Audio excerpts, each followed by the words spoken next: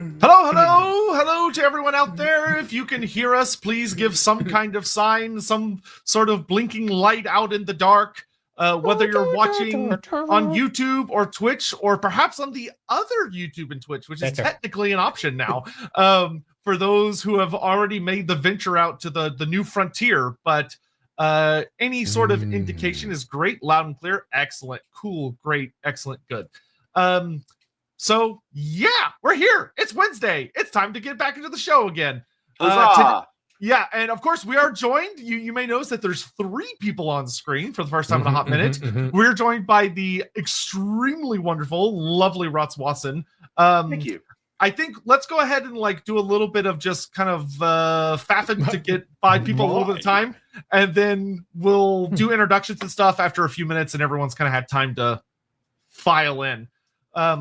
But we are going to be discussing the Storm of Chaos today, which is going to be pretty exciting. Something that I think a lot of people have maybe didn't get to experience live, but certainly have a lot of interesting memories about that may or may not be accurate, so to speak. I'm really looking forward to this one because the Storm of Chaos is a very controversial subject in some corners of the internet. A very controversial subject. To the point that it's often brought up as the... That's the official term. By some players of some games. I'll get to that in my intro. Because I was on the receiving end of a great deal of vitriol and ire concerning the Storm of Chaos. Something that a lot of people might be surprised at, particularly if they came into Warhammer either at the time or after, because a lot of people look back on the Storm of Chaos with a great deal of fondness, and for a lot of it, rightly so. But at the time, let's say there was a controversy or two. Well, isn't it true, Andy, that the 2nd edition Warhammer Fantasy Roleplay was built around this event in the fact that the Storm of Chaos was basically the end of the timeline, as far as I understand, for 2nd edition WIFRA. Is that right? Correct. I'm going to be getting into that in my intro. Yeah. I have a lot of very strong opinions about what's going to be coming up on here. I do want to share 2 very funny anecdotes for me personally, though, which are not relevant to the story of the Storm of Chaos or the impact it had on the setting, but just 2 funny things I remember. Is that number 1, for anyone that wasn't here, this isn't super relevant to what we'll end up discussing, I think, later on, unless it becomes relevant. But this was a really funny situation, the whole Storm of Chaos, where GW allowed online submissions for who won, but they didn't have any kind of system in place to you didn't have to go to your local store and report it. You could just get on your PC at home, and just spam results. I remember being on Lustria Online, everyone being like, "All right, Team Lizardman, let's go kick the shit out of some Dark Elves," and we just went and spam the shit. I was like, "We won!" Even though none of us were playing games, none of us were going to our local store. We just rigged the vote in the favor of the Great Plan endlessly. Yeah, that in fact happened. And my contribution to this conversation today is I was actually at Workshop 21 years ago. Yes, a whole drinking age person ago. I'm so old. But I was actually at Workshop when this event was going off, and I was part of the team for the U.S. White Dwarf side. So we were tracking a lot of those submissions and updating things on the map and stuff like that. So this is a very interesting conversation today for me. And then it's gonna be fun. The second thing is that this was one of the most, and it has its legacy carried to this day, of the most absurd misunderstanding I've ever seen between the rest of the English-speaking world and the UK, because of the idea that Grimgor nutted Arcane, and everyone went, he kicked him in the nuts. No, he headbutted him. It's because no one else uses that term. No one else in the world says nutted for a headbutt. But we do. Fucking Brits. And to this day, it is one of the most famous legacies that has stuck on. That was just a misunderstanding of just he came up behind him and just kicked him in the nads. And it's like, I mean, to be fair, the level of ridiculous of that moment in the story, it would have been the same if he had kicked him in the nuts versus what he did, because it was that that's level. not unfair. But no. No. If I'm right, it's Gav Thorpe who did the writing. It is for this, yeah. It was Gav. But anyway, I think we've given everyone just a good couple of minutes to get in here and figure out that we've started. So why don't we go ahead and do with intros? And something I'm going to start doing on these Lorebeards is that I've been listening to other podcasts and had the horrific realization that they're smart and realize that this might be the first time someone's ever been listening or watching their show. And they introduce themselves at the start of every episode.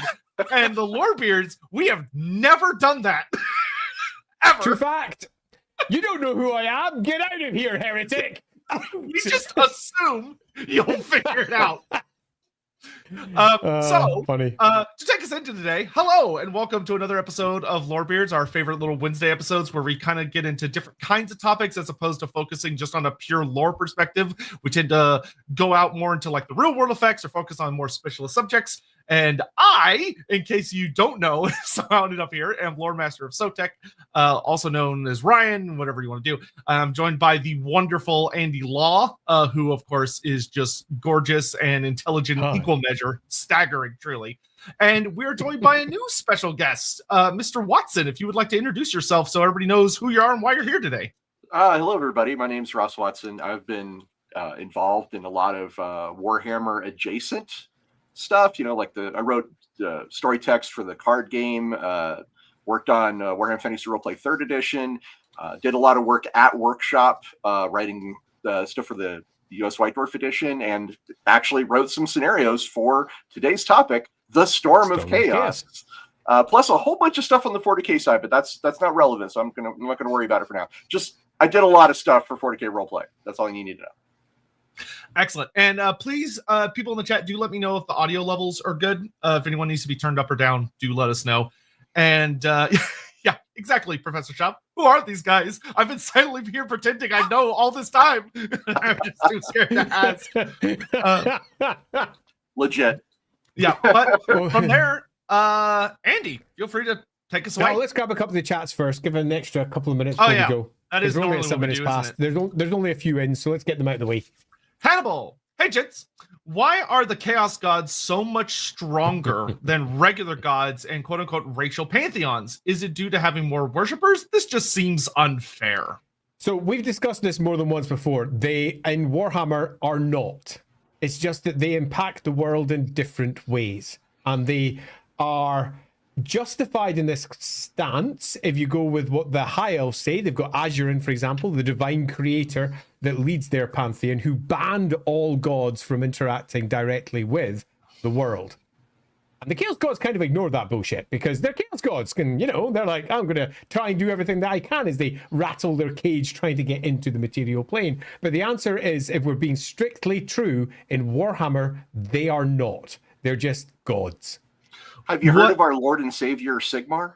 Yeah. There's good news. Yeah. One thing that I would say to this is I think an easy way to think of it when you're thinking about why does it, because I would agree that it feels like Chaos is significantly more powerful because they're a lot more active in doing things.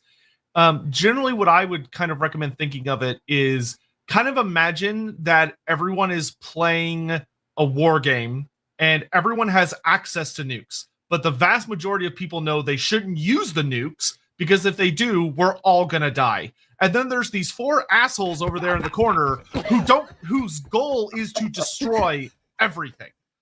So they don't care about breaking the rules and collateral damage and doing things that will disrupt the world and bring it to an end, because that's the goal.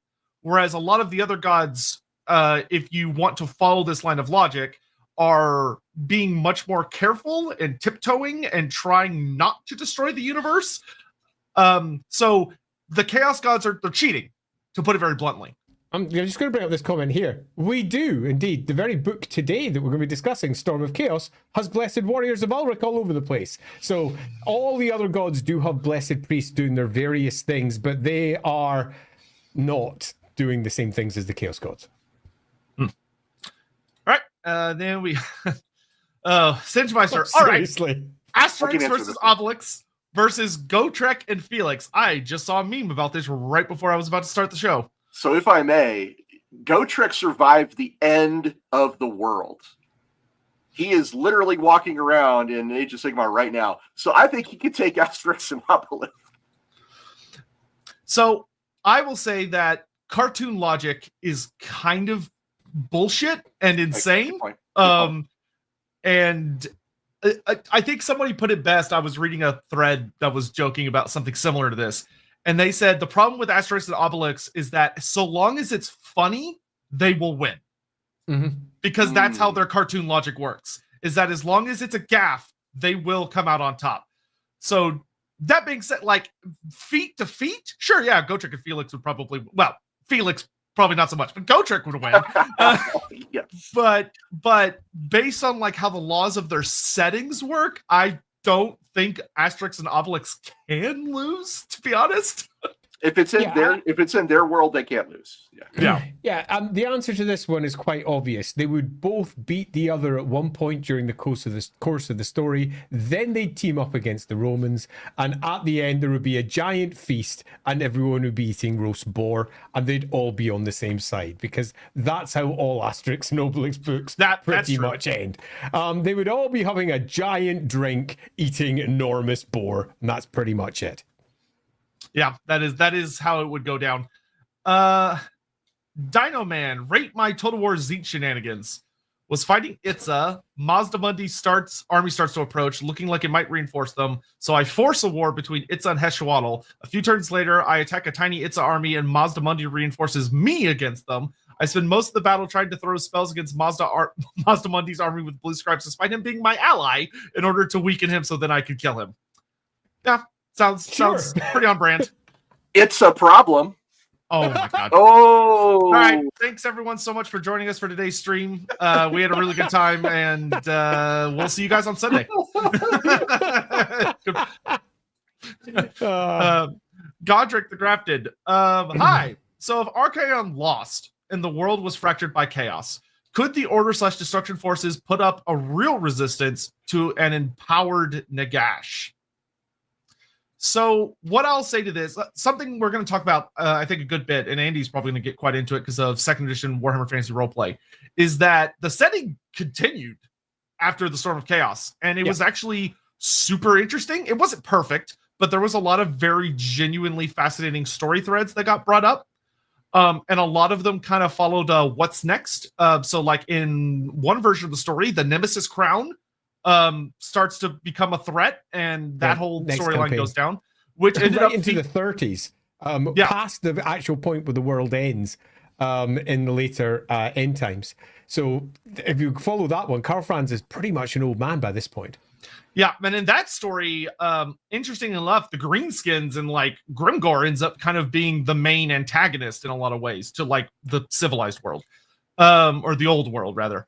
But if they had kept going, Nagash kind of feels like a natural potential big bad that could have come up, because I mean, if you're going by the logic of how chaos is supposed to work, they wouldn't be back for a while. Yeah, centuries, 2 centuries, however long it takes. But could they take him? I don't know. I will say is we'll talk about the ramifications of the Storm of Chaos were basically that everybody had been kneecapped so hard that stuff was bad. So yeah, so I mean, it's important to point out earlier in the show, I think, that the Storm of Chaos is an alternate reality. It has been retconned out of existence. It didn't actually happen according to the established canon timeline. And like Sotek was just saying, at the end of it, it kind of established a brand new status quo where most of the Council of Light, you know, this group that Karl Franz put together with Teclis and all the other order factions, was pretty messed up. Like they suffered some serious losses. So yeah, Those two things I'm are going to get to important. that. Yeah. Yeah. I will say this: we might circle back opinion around. may be slightly different to everyone else's. Gotcha. This is something we'll likely swing about because I think I know what Andy's going to say, which is a funny quirk of what happened versus what actually happened versus what GW was like. No, this is what happened. But we'll get into that. Okay, we'll do 3 more, then we gotta get going. Donovan, non-Warhammer fact you may find interesting. The Roman god Mars was usually depicted as a slightly older bearded man, but in northern Britain he was often a younger beardless man. The theory is that this would be more relatable to the many young soldiers stationed far from home, something to think about when considering how gods are depicted in different areas. Thanks. So I agree there is something to think about. And it's true that the gods are depicted in different ways across the Warhammer world, but there's always one underpinning thing that it's worth keeping in mind when you're dealing with Warhammer gods over, say, for example, real world equivalents. And the word there is real. In the Warhammer world, they're real. Now, they're obviously sitting in the divine realms being divine entities, so that doesn't mean that they've got nice fixed appearances that we can immediately pin down on, but they definitely have fixed something, which is quite unlike, for example, the Roman gods, which I presume you don't believe are real. That being the case, you could literally depict them as anything, and you wouldn't be pissing something off. Where if you do that in the Warhammer world, you might have a very different outcome. So, yes, it is something to consider when you're doing your world building, but at the same point, there's more to consider when you're doing your world building alone than that by itself. Yeah, though to be fair, a lot of the Warhammer gods do show up in a lot of bizarre, different ways. Cole Patterson, thanks for becoming a member, by the way. Appreciate that. Thank you. Yep, appreciate it. Michael, Archaon dies, becomes Malal reborn, setting resets. Sure. I mean, legally it would have had to, certainly. Poor Malal. It's over in his corner. Scion, does Volton survive? And if so, what role does he play? We'll get to that. Or does he get killed in bed by the Skaven like in the Cannon Storm of Chaos? So, okay. So, yeah. So, we'll get into that. To be clear, today we're going to be talking about like the actual Cannon Storm of Chaos event. And what happened during it. So Volton is unfortunately not going to have a great time. Yeah, we'll be getting to that one. Though it's more complex than you might think at first. It is. Brock 6000, important question. Who'd win in a hot pepper eating challenge between a pyromancer, a Slaneshi champion, a chaos dwarf, and a baby ogre? Interesting. Well, hot pepper is not the same as actual heat. It's something quite different. So you're actually now discussing about the physiology of each one of these. I can't believe I'm taking this seriously. Pyromancers are noted for enjoying not just empirically hot, but also hot pepper style heat. So pyromancers are way up there. Slanesh champion, well, it depends on the type of Slanesh champion. Some will be all into this shit. Others just wouldn't at all. Chaos dwarf, completely different thing. It's all down to just how dwarves take their heat, and that's up to you in your individual dwarf setting, but definitely not ahead of the pyromancer. Baby ogre, ogres will eat anything. It's already won. Yeah. I would note that it's like obviously a fire belly would sweep hard. But I don't think any ogre will sweep hard. What? Any ogre. Oh, yeah. So what I was gonna say is, the thing that separates a fire belly from the rest of the ogres is not that they can eat spicy things. It's that they can eat lava. Actual fucking magma and lava. When it comes to just hot food, yeah, no, the ogres will eat all of the hot food and then the other competitors and be declared the winner. For the Great Maw! Yeah. All right, and then the last one, Cole Patterson. It's like seeing three levels of a Pokemon evolution. So Lawhammer and Rossizard, perhaps. I'm quite happy being the Lawhammer. I'm up with that. Yeah, that's great. Andy narrowly escaping being insulted there. The last thing I'll say is 2 of us clearly got the unspoken memo where me and Ross showed up with Warhammer shirts, and then Andy's just there being an old man. I am indeed. Here, my old man top. It's because it was raining today, and I put a jumper on, and I was like, I don't care. I'm also going to cross over to my office with a walking stick. Right, okay, let's get diving in. Storm of Chaos. I'm going to do my intro in a completely different way to how I do all my intros, where I generally always say, let's go back in time to the beginning of Warhammer and discuss how this concept, this idea took form. Nope. Hard no. In fact, I'm not even going to go to the point when the Storm of Chaos was done. I'm going afterwards because I come at this show with a particularly unique perspective. Because I was sunk into Warhammer Fantasy Roleplay 2nd Edition. And as we discussed earlier on in the show, Warhammer Fantasy Roleplay 2nd Edition used the post-Storm of Chaos world as its core world. And it taught me something that none of the Storm of Chaos books really kind of got into, and that was Storm of Chaos, for all the books said it was this great almighty event, was shit. Now, that is a great way to start our episode, huh?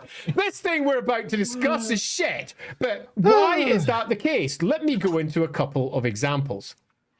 First, everyone who was playing Warhammer Fantasy Roleplay at the time generally thought of the Warhammer world as what was epitomized inside its main campaign, the enemy within.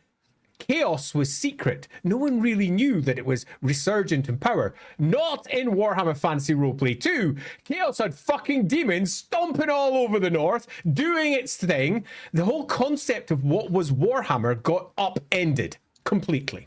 Everybody who was coming at the 2nd edition of the game for the first time was presented with a world where chaos was open, everyone was aware about it, it was getting clamped down on, obviously, and here's the big one, it was defeated. Roundly. And when I say roundly, if we actually take a look at what happens to the Empire, the core setting, and we take a look at all the books that are presented at the time, and we discuss through all of the cities and all that, yes, some of it fell bad, but in the greater scheme of things, it was a very small incursion of chaos. I'm going to keep going. And that completely changed how chaos was perceived in the 2nd edition of Warhammer Fantasy Roleplay. So Storm of Chaos had this weird, unexpected, and deep impact on a game that I was writing. And I had this weird thing where I had to basically do all of the chaos is insidious and no one knows about it adventures, and was literally commissioned to do that while everyone was talking about it in all of the books. And it was a crazy, weird place to be in for the creation of a roleplay game, where the core bad guy that was meant to be hidden and nobody talked about was publicly talked about, but we were also told as writers that we couldn't publicly talk about it because they didn't. And this weird place was created, but that was nothing, and I do mean nothing, in comparison to what happened with the fan base. We are all aware, for those of us who've been through various editions of role-playing games, of the concept of edition wars. The idea of one edition being better than another. The Storm of Chaos became the banner of this for everyone that played the first edition of the game, because they thought it was, and to repeat myself from earlier, roundly shit. They thought it was the worst thing to ever happen to Warhammer. They thought all of the events that led up to it and everything that occurred during it possibly could be justified, but what it did to their roleplay game wasn't worthwhile.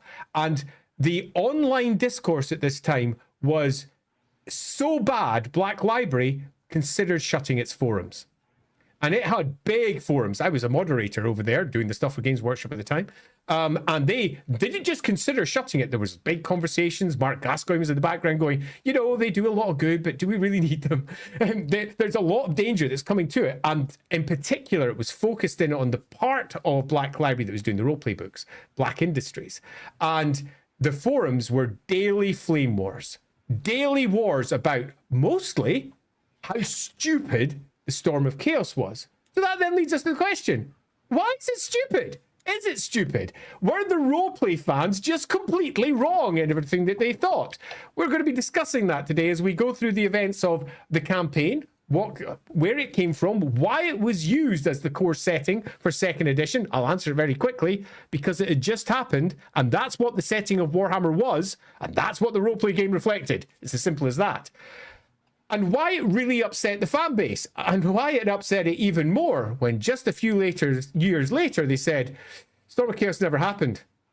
In fact, we're going back to Warhammer Fantasy Roleplay 1's Enemy Within style, because maybe they were right. Maybe it wasn't a good idea to have chaos come out and be public. And there's a really fascinating look at what happened behind the scenes. And we're going to be discussing that and our individual experiences from not just playing through that, but writing through that, which was a roller coaster. Super fun.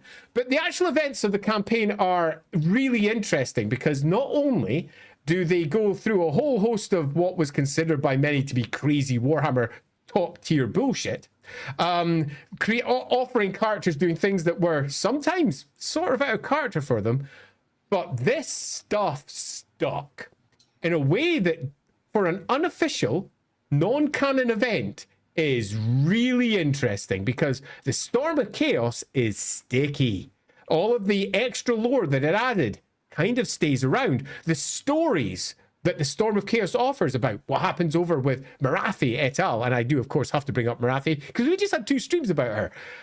That stuck too. In fact, a whole host of the stories from the Storm of Chaos stuck, even though nothing that happens in the Storm of Chaos happens. The extra characters introduced by the campaign kept. All the extra cool new stuff for the Cult of Ulrich, for the dwarfs, for Slaanesh, all pretty much kept, except a detail here and a detail there to twist it around to make sure it could merge into the new version of the Warhammer world back to its 5 minutes to midnight setting.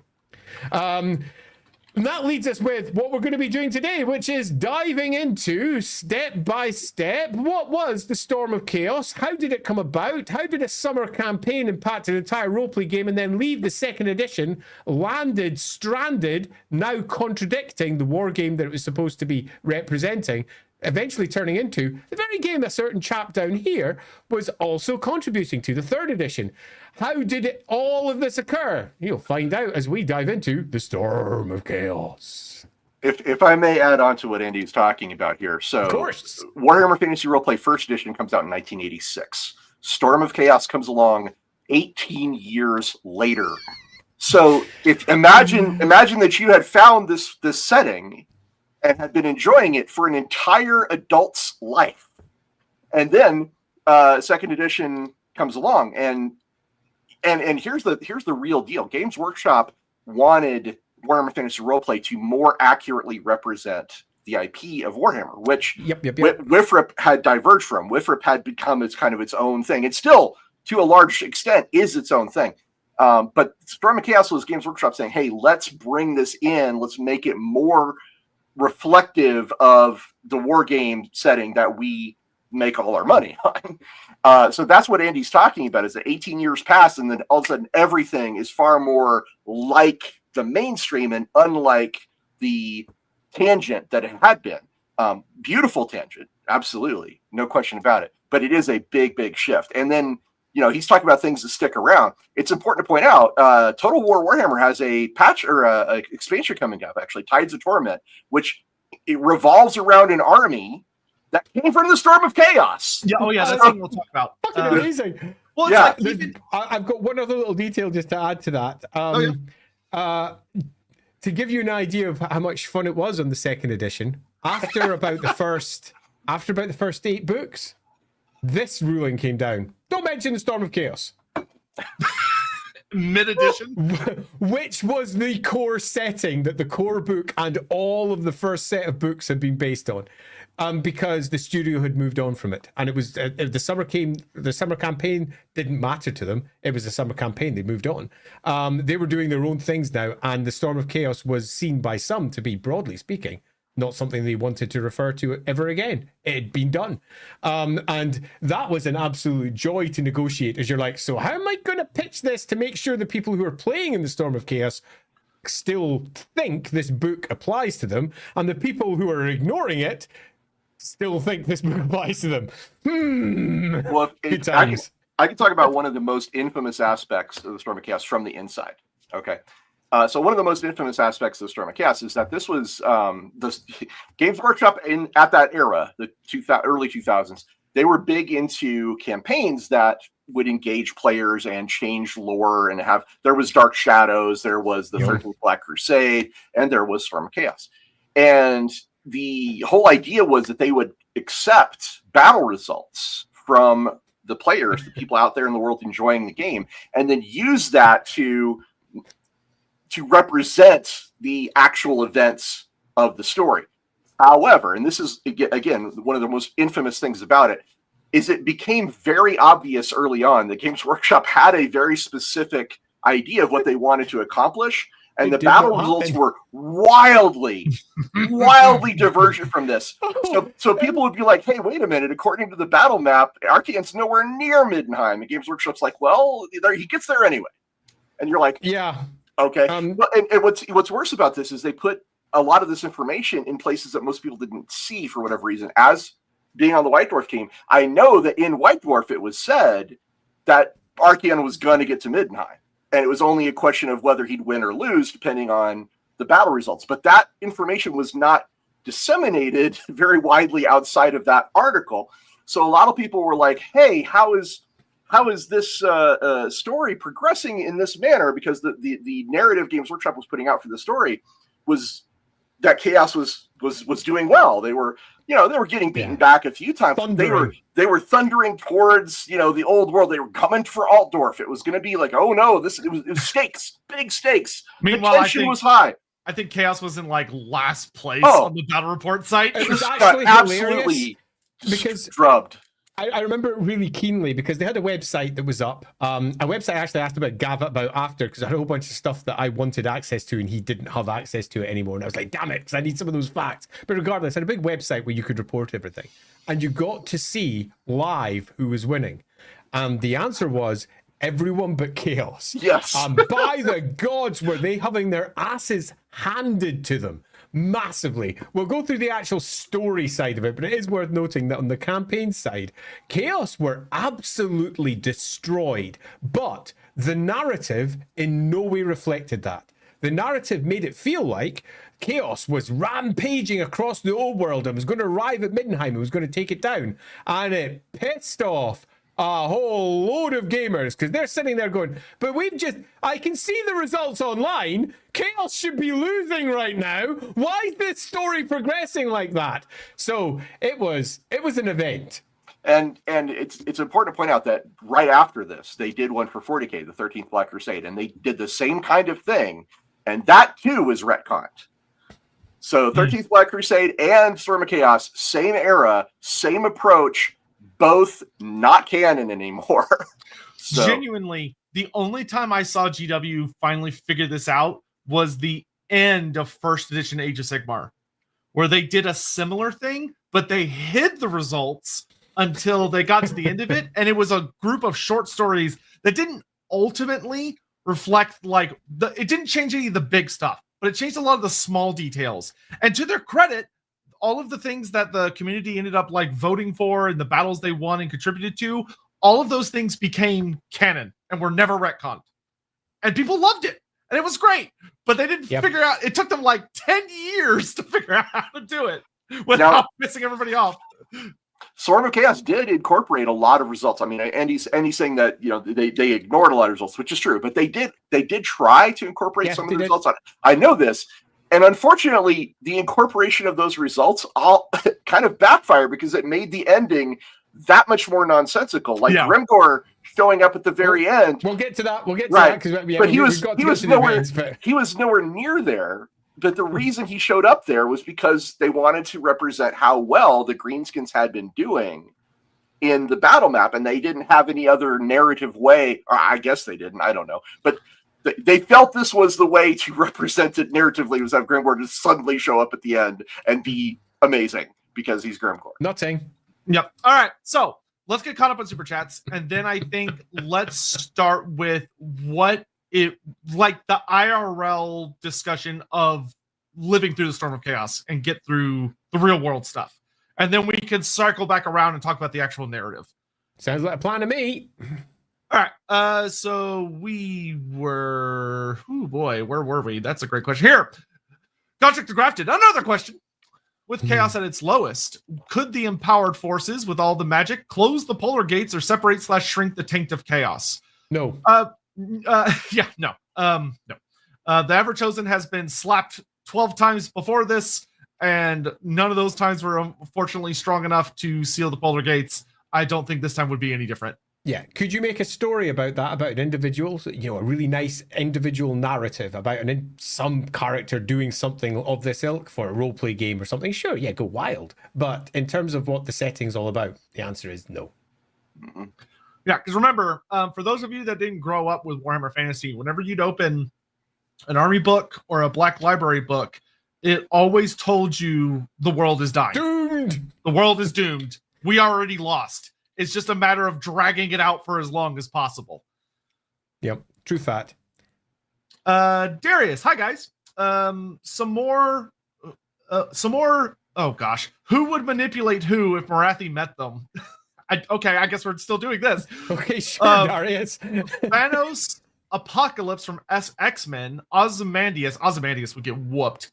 Brainiac, for me, no, yes, maybe. Thanos definitely not. Thanos is in his actual comics. Thanos is a horn dog. Morathi would get him so fast, so fast. Like I heard you like ladies who are into death. Yeah. Oh, done. Apocalypse. Get him a copter. Yeah, Apocalypse. Probably not. Apocalypse, like, he has an agenda, and when you have too easy of an agenda, it's easy to manipulate you, and Morathi's really good at that. Ozymandias, he's just a man. He's fucked. He's just a man. He's a clever man, though, but yeah, he's fucked. Brainiac would probably be relatively hard, because he's a very alien machine presence. He's weird, and he does not desire normal things. So I'd put that under a maybe. Fair. Yeah. Sure. Skylar Martin, if we're getting into alt history, would you say the Storm of Chaos has a point of divergence, like how real world alt history fans pick a crucial moment to change? Okay, so what I'll say is, if you're going by the canonical timeline, including the end times, not really. Sort of, but it started later, but basically the same thing happens, but instead the world ends instead of being saved at the last second. But the end times, which this is something that in some ways endeared it to many, in other ways pissed people off, steals a lot of the big moments from the Storm of Chaos and just literally repeats them. Yep. Just copy paste. Or they make a reference to it and then do something slightly different. But a lot of the key moments from the Storm of Chaos literally just repeat themselves. Yeah. It's one of those retcons where you're like, you almost didn't need to retcon it. Ah, bloody hell. Yeah, Why? honestly, you could have just continued and just had that war continue and come back again and finish it off or something. But no. So for those that don't know, this is a book called Darkness Rising, which it's flipped, so it's probably hard to read, but it's called Darkness Rising. Super pretty. It's has not flipped. Beautiful. It's only flipped to you. Oh, well, cool. It's got a lot of beautiful, genuine, awesome, unique artwork in it.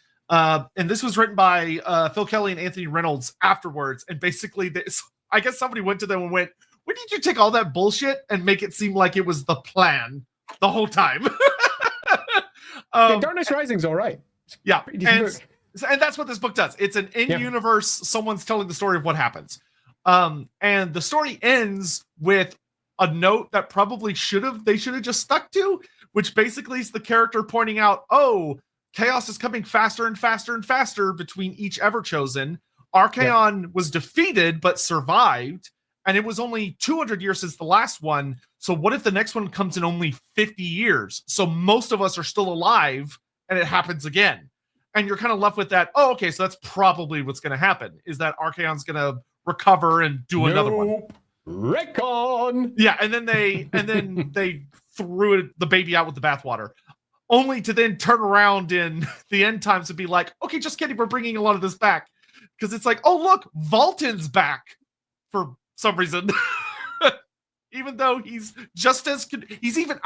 even more confusing in the end times than he was in the Storm of Chaos. Less justification for being there.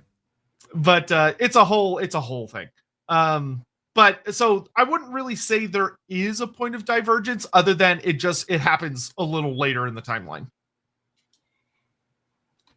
Dynaman, so this is the classic GW thing of, we need a big event that's awesome, but also we can't have stuff change too much because people want the setting to be what they are always familiar with. No, actually. In some respects, it was the opposite. It was Games Workshop having a big event that was awesome that did change the world, and they moved on from it as they moved into their next campaigns with, say, for example, the Nemesis Crown, which happened after the Storm of Chaos. The roleplay game picked up after the event, so almost the opposite, which is one of the reasons why so many people were peeved when Games Workshop went, actually, no, and just retconned the lot. It was a choice that upset a lot of fans, and upsetting your fan base is always a great idea, right? Yeah, I mean, I remember being a Lizardmen fan. Well, I loved everything, but Lizardmen were, of course, my boys. It was really tragic. The 6th edition was super fun. 6th edition was a great time for Warhammer Fantasy. And for those that don't know, each edition was usually in the 3 to 4 year ballpark. They're surprisingly fast when you look back on them. When you're living through it, it feels like they take forever. But when you look backwards, you're like, oh shit, there's like barely any time between editions. But I remember the 6th edition Lizardman book has all of this really cool stuff about Albion and the Lizardmen going out into the world, and they're doing things and they're encountering other nations. And then 7th edition completely, because they didn't just get rid of the Storm of Chaos, they got rid of everything that led up to it. So Nemesis Crown, gone. Storm of Chaos, gone. Albion, gone. They threw all of the summer campaigns out, which sucked for people like myself that really, really love them. Well, it's important to the. Oh, cool. All I was going to say is to add on what Sotek's talking about. The Storm of Chaos really marks a transition point for Games Workshop in general. Behind the scenes, you got to understand this is the time when they shifted away from their roots as a studio of guys, making stuff for fun into a real corporation with real executives. And one of the big shakeups, obviously, was on the 40K side when Andy Chambers left right after the 13th Black Crusade. So this is a period of turmoil for the company. Not just the setting. And a lot of that's reflected in, I believe personally, that like 7th edition and the way that 7th edition was launched in the way that it was kind of a way of saying, okay, that was the old regime. Here's the new regime. I don't think there's even a doubt about that. That's pretty much what it was. And it's really interesting when you then move into 8th and you see all of the things that 7th had gone, yep, they're gone. And then 8th went, actually, they're kind of not. They're kind of here. Okay, and the truth is, yeah, they're there too. From Albion, they're doing their thing still, and all those things that we said were peppered and weren't a thing anymore, they kind of are. And as a writer at the time on the roleplay game, that fucking sucked. You know that scene from The Emperor's New Groove where Yzma and Kuzco keep going around the chef and keep changing the order constantly? I feel like that's you with the GW staffing. Take that in, put that out. Take that in. It made it really difficult because you were constantly in a position where you had to not just second guess what was the acceptable version of the lore, but second guess what you were writing. It was one of the I'd say primary motivators behind my desire in my future writing to ensure that all editions could be perceived to be real through the words that I chose for what I was writing, to ensure that not only I was respecting the fans who might prefer one version of Warhammer over another, which is something that's a laudable goal, I think, but also to cover my own ass should Games Workshop themselves go, our own history is no longer our history. And I say, well, that's okay, because everything I've said is in time. Everything I've said is from a certain character's point of view. So it should be okay. And I generally had that conversation in Games Workshop, like, yeah, you're right. That's cool. And I'm like, Games Workshop loves unreliable narrators in RPGs. I the 40K guy on the 40K side. Yeah, I can agree with Andy 100%. Like on the 40K roleplay side, that was a big thing. Was you can say whatever you want as long as it comes out of the mouth of a guy who's probably crazy or is heavily doubted or is basically shouting into the wind. And I'm like, oh, okay, that's a good way to put it. Yeah, all right. Which is good. Like it's good for it's really good, and I think it's some of the best stories from Games Workshop have come from those unreliable narrators. It's just unfortunate often later. Darkness Rising. Yeah, yeah. Like that's exactly what that book is. Yeah, even as Stefan is telling you his story, in the margins, his grandfather's constantly like, "That's not what happened. That's a lie," and you're like, "Oh." That was the style at the time, as they say. It's good shit. I love that stuff. Yeah, That's what made like the Liber Chaotica so fun to read. The Liber Chaotica has got like code messages and all this shit in the margins about how people are lying and it's not the truth and yada yada yada yada. It's great. All is chaos. Brom, let's do it again. Time to cancel the end times. So I will note. So the end times, we're not going to focus too much on that today because it's its own unique can of worms. But as much as a lot of people would love to see it quote unquote canceled, it has been slowly but surely being retconned by Age of Sigmar, where Age of Sigmar is constantly doing little edits and little changes to make it, frankly, a better story generally, because they're pulling story threads from it and trying to do things with it. And the big thing that I think a lot of people get too caught up with GW, and a lot of people hate this. I used to hate it since I've worked with Andy as much as I have. It's something I've actually come to prize about the setting, is that nothing is immutable. Nothing. Like anything could change. Anything could shift. Especially if it can sell a mini. Yeah. Especially though, I mean, there are a lot of times you think you're like, oh, Games Workshop would surely do this because it'll make them more money, and then they just don't for some illogical reason. But it is what it is. If I can, I've worked on a lot of different IPs. I've worked on Lord of the Rings. I've worked on Star Wars. And I can tell you that other IPs are far less flexible because that Games Workshop, I believe, is handling their IP in a way that is probably far away and above in quality compared to a lot of these other big franchises that you hear about, because the Lord of the Rings is written in tablets of stone. Nothing will change. And getting things in between the lines that Tolkien wrote is really hard. I mean, look at that animated film about the Rohirrim. It's great. It's really great. But they had to write it in the margins around Tolkien's words. And Star Wars has gone through a whole lot of changes over the years. So let's just say I like the fact that everything's immutable because it allows for greater creativity, allows for more interesting stories to be told. So, yeah. All right, we're gonna do 2 more, and then we need to get into a topic. Scion, slight tangent, and thank you. But how many Storm of Chaos lists are left to add to Total War now? We've gotten the Clan Action list. Yep, that's in the game. Slayer Host. Yep, that's in the game. And now with Tides of Torah, we have the High Elf Sea Patrol. Yes. What else is there left beyond various individual units? So it actually doesn't just stop there. We also have Be'lakor's Shadow Legion. We also, even though it doesn't work the way it's supposed to, and I'm going to die angry on that hill until they fix it. We also have Morathi's Cult of Pleasure from the Storm of Chaos. We have Grimgor's Wa from Storm of Chaos. Actually, I think as of Tides of Torment, we have every single sub-faction except Middenheim. Yeah, because we've got the Slayers too, and Slayer Host, totally. Middenheim, so, I think that's it, yeah. Interestingly enough, Storm of Chaos introduced 2 units for Chaos, one of which has become ubiquitous. It's in everything, including all over Total War, and the other is almost forgotten. The one that's ubiquitous is, of course, the Hell Cannon, which is everywhere, and the one that's basically forgotten is the Flayerkin, which are these weird mutants that have chains and hooks, and they're good for climbing walls.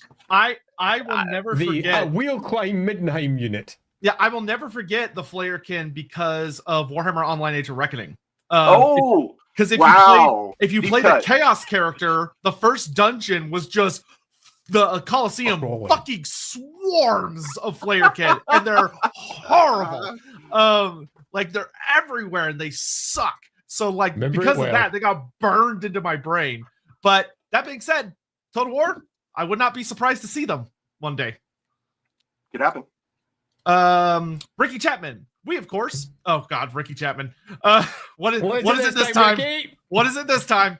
We, of course, played a Wolfrup campaign during the Storm of Chaos, which was manning a cannon that had plenty of powder but no ammo for it. So we had to load anything that could be used, such as helmets full of rusty nails, cow bones, and a brick. Hey, nice. I mean, that's, if anything, that's just realistic. Yep. It sounds perfect, Ricky. Yeah.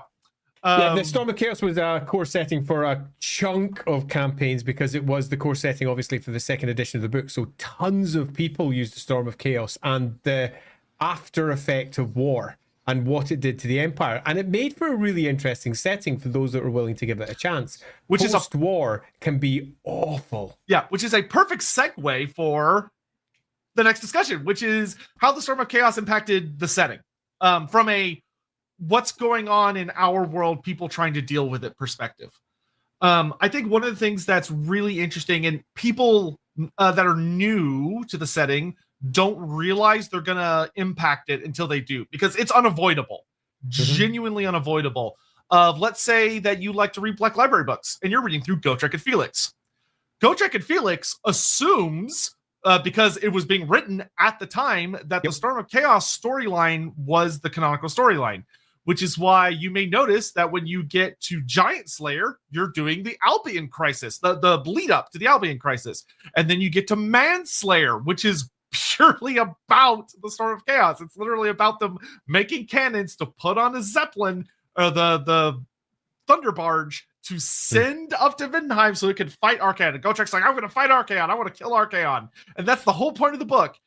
And then the Gotrek and Felix series kind of stopped for a little bit.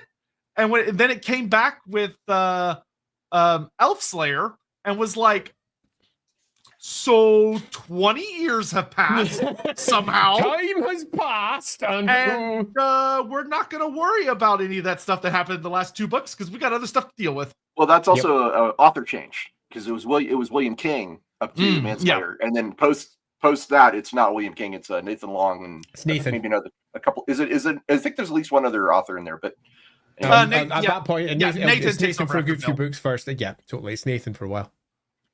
And for a lot of people, that can be jarring, because that's how all of them were. I mean, one of my favorite books from Black Library is a trilogy called The Black Hearts, and it's basically Nathan too as well.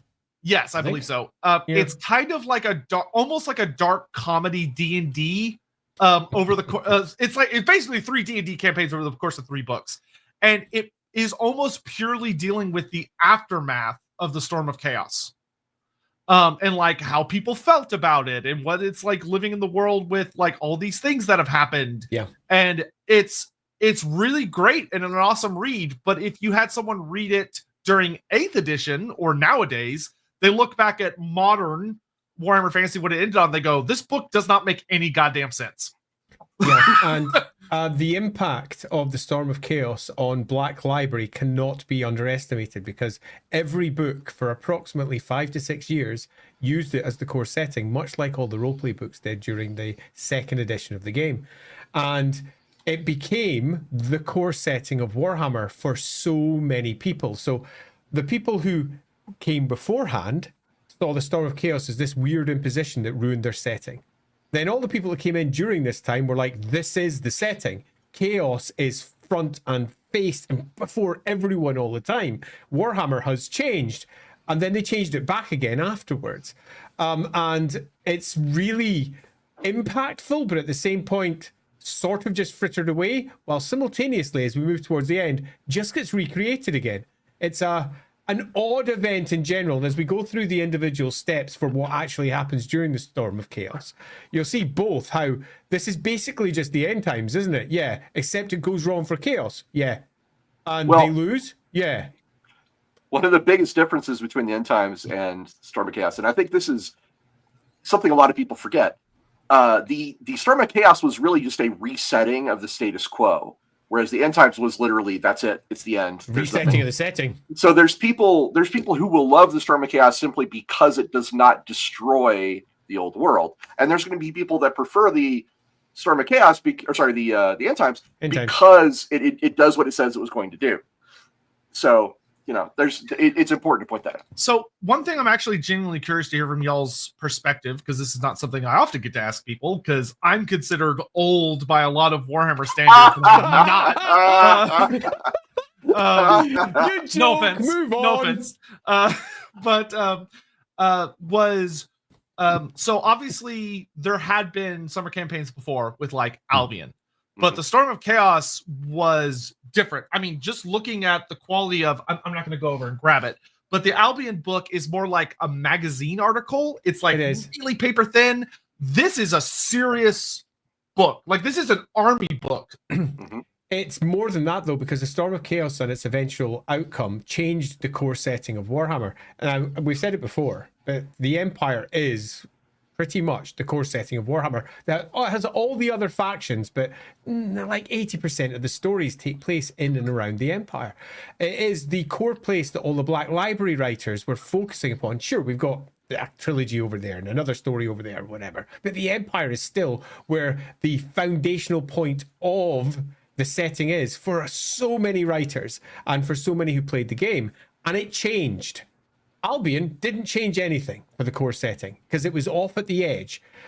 Even the Nemesis Crown didn't change anything. It was just a bunch of armies stomping around. And sure, there's a big magic artifact, and sure, there are big fights where, but in the greater scheme of things, the Empire's still the Empire. But in the Storm of Chaos, the Empire was freaking crushed, even though Chaos lost almost every battle. But that aside, it was crushed. They swept in and wiped out almost all of Ostland, wiped out almost all of Hawkland, wiped out most of Nordland, moved into Middenland and wiped out most of Middenland. It was horrific. The entire setting was turned upside down. So it's no great surprise to see that, unlike the other summer campaigns or the other extras that were happening in the studio, this one just changed everything for everyone that was writing for the game, because they changed the setting, and in some respects that was, I think, deeply regretted later. One thing I'm curious though is that for you two, because y'all were involved in things that were going on, at what point did y'all realize that this wasn't just another Albion crisis? This was something genuinely different. So yeah, again, insider perspective here. I was at the headquarters in Glen Burnie, Maryland for US White Dwarf, and the transition period had really begun. Games Workshop had gone from a place that could make little magazine-like inserts. You know, that was something that they could do. And they'd become so profitable that they had grown their business, and they were expanding all over the country, all over the world with their retail stores and everything else. So they were pouring money into production, which is why the army book for Storm of Chaos is an actual army book and not just a little magazine insert, because they had the money and the manpower, and they were growing, and they really wanted to flex a little bit. So that's one of the reasons why it was different. Also, it's important to point out, this was the first big campaign that they had done that was fully supported by the internet. Games Workshop, at least in the US, had just hired its first web editor when I was working there, because they were setting up things like Black Gobbo, and they were setting up, their web store. Okay. I actually, behind me, you can see. I have to ask. Yeah. So for the Albion crisis, I know people could submit games at their local retailer. Were they mailing those in? Yeah, for the most part. Yeah. So just keep in mind, like that's one of the big differences. In the shops, they were often Call phoning them the in. Pony Express. It's time for a summer They were campaign. phoning them in, in the local Games Workshop shops. They were just phoning them in. Oh, good Lord. Sorry. Yep. I don't mean to laugh at y'all's expense. It's legitimately ridiculous, but yeah. Sorry, anyway, that's my insider perspective, but I'd love to hear Andy as well.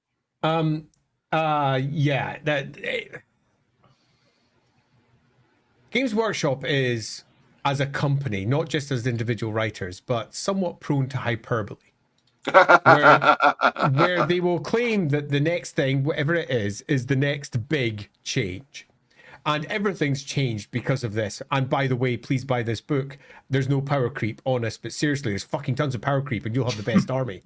And they are prone to saying that the next thing is going to change everything. So when they say that about the Storm of Chaos, and they did, it was quite clear in the fiction that they intended to make a big impact on the Warhammer world. Look how big this entire thing is going to have. At the time, pretty much no one believed it, and no one really cared. The roleplay game didn't exist at this point, so all the people who were playing the first edition of the game ignored it as a battle thing. It just wasn't something that they needed to worry about. And the battle game, it was just another thing. Nobody in the battle game really cared if the setting changed that much, because they're too busy playing games, and they're not really focused upon what the setting offered. What really changed it was the commissioning of Warhammer Fantasy Roleplay 2nd Edition, and the decision it had to make as to what its setting was. And was its setting the same as the first edition, but updated, so it took into account all of the changes that had happened over the course of the last couple of decades to the setting? Or were they going to ground it into the post-campaign world? And the decision was made to make it the post-campaign world. And when that happened, that's when it was really impactful. Up to that, it would have been an event just like any other. And if they changed it, really, it wouldn't have made a big difference to the greater world. But now they were dragging not just tens of thousands, but Warhammer Fantasy Roleplay sold a lot. It ended up being hundreds of thousands in the end that were playing it, of players into a world that many of them didn't want to be in. And that was an enormous sea change in terms of exactly what Warhammer was to different people. Yeah, I find that so interesting because for those unaware in the audience, I didn't even start with the role play game until I was already in college. Because I just played the battle game, and if you weren't in a role play space, yeah, I know. If you weren't in a designated role play space, especially in the United States, Wolfrup was very difficult to discover on accident because you wouldn't find it in a Games Workshop store. No. At least not where I was. No, it's still true. Still true. Yeah. And it was this thing that I had no idea existed until I was I think a freshman or a sophomore in college and started using all of my free prints I was supposed to be using for schoolwork to print off all of the second edition books instead that I pirated online. But terrible.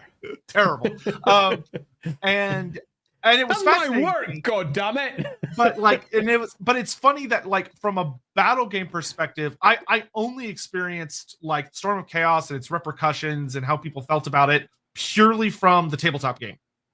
I had no pulse whatsoever on the roleplay game, where it was, to put it bluntly, significantly more dramatic, because it was such a sudden change on something that hadn't changed in a really long time. Yeah. And it was also a community that had been supporting the first edition of the game in a fashion that was deep, abiding, and well loved. That when the second came along and basically said, you know everything you know, it's no longer the case. When I say Edition Wars raged, it was awful on the Black Library forums. I mean, truly, truly awful. And it was a fun time. Great to be around. Yeah. All right. From there, let's grab some more super chats really fast, and then we can start talking about like actual what actually happened. Yeah, quite. Yeah. Because oh boy, is there a lot.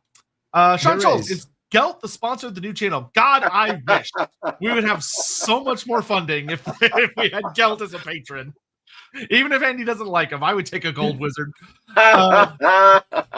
He's got a cool mask.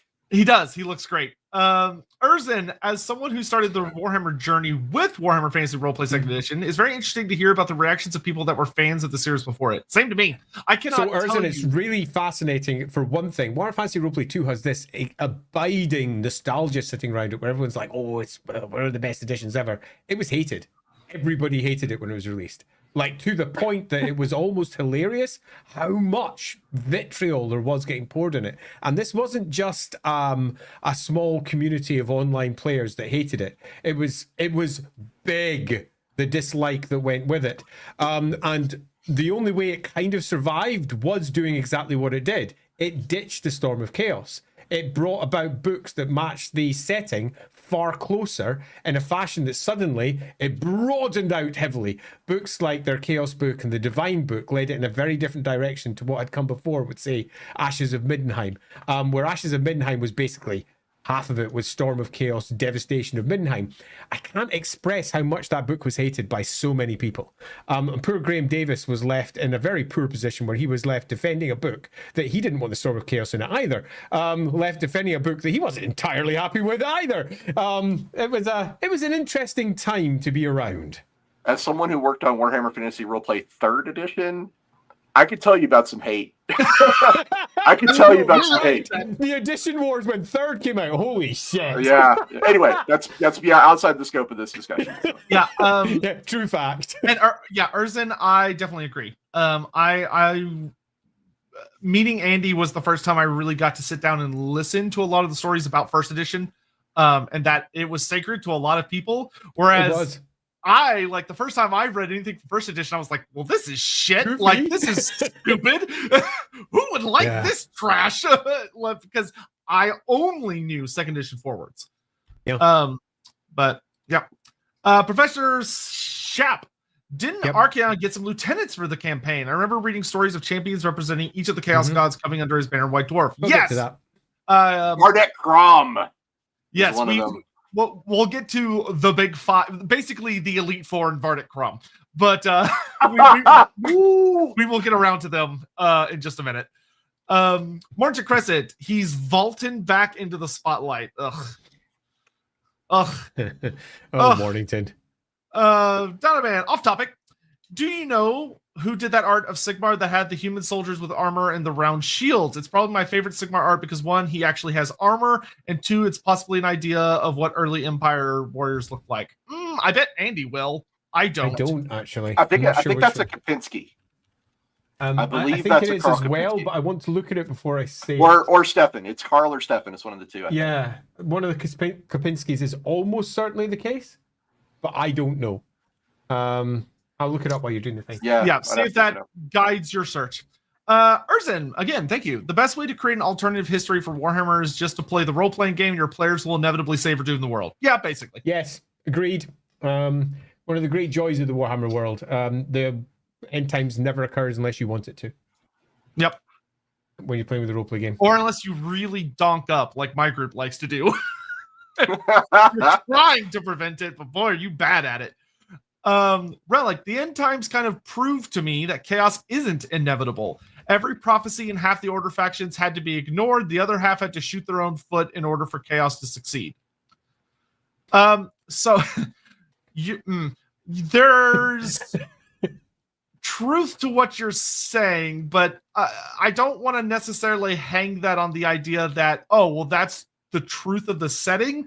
I would say that's more of the end time stumbling over itself, trying to wrap up 35 years worth of lore in 2 years, which is impossible. And boy, it felt impossible.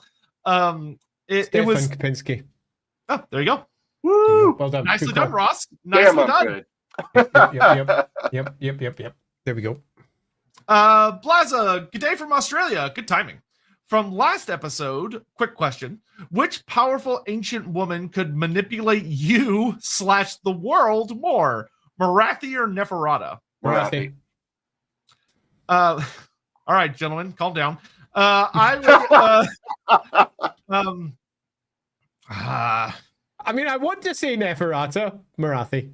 Yeah, I would say when you're dealing with like global stuff, Marathi takes it by storm. She's at the very least, she's a seer. She sees it all coming. Neferata is just really, really good at what she does. She couldn't even get her whole family on board. So, I would say for me personally, I would probably fall for the very stupid trick of thinking Marathi is so dangerous, I'm not paying enough attention to the literal parasite. That's gonna get me bad. So I would probably get got by Neferata, but it's because I would be overly worried about Marathi, probably. Marathi. It's Marathi. He's Marathi. Lying. It's Marathi. Yeah. I mean, he can say that all he wants. He knows he's lying in his heart. He's just trying to be balanced. He's trying to do that thing they're that being they gentlemen. They're being gentlemen. The vampires would get me, man. Necromancer Cobalt, in terms of overall quality of beta versions of canon changing events. Oh, I see what you're saying. So in terms of an experiment of changing the setting, with both of the experiments ultimately kind of failing, but then leading to a big change, do you think the Storm of Chaos or the Eye of Terror campaign handled the situation better? Ooh, okay. That's hard. That's a genuinely difficult one. All right, I'm going to launch into here and say, I'm biased, obviously. Look at my hat. I'm biased. But I think the Eye of Terror campaign was handled a little bit better because it came after, and they were able to see and course correct from some of the issues that cropped up during Storm of Chaos. And Storm of Chaos's ending, which we will get to, has a lot of really dumb things in it. That Eye of Terror didn't quite achieve that level of dumb. That's in my opinion.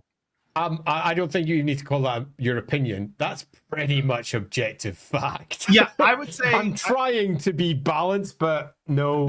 Storm of Chaos is bullshit. I would hard agree. Despite the fact that, as much as I hate to say it, 40K is significantly the more popular setting.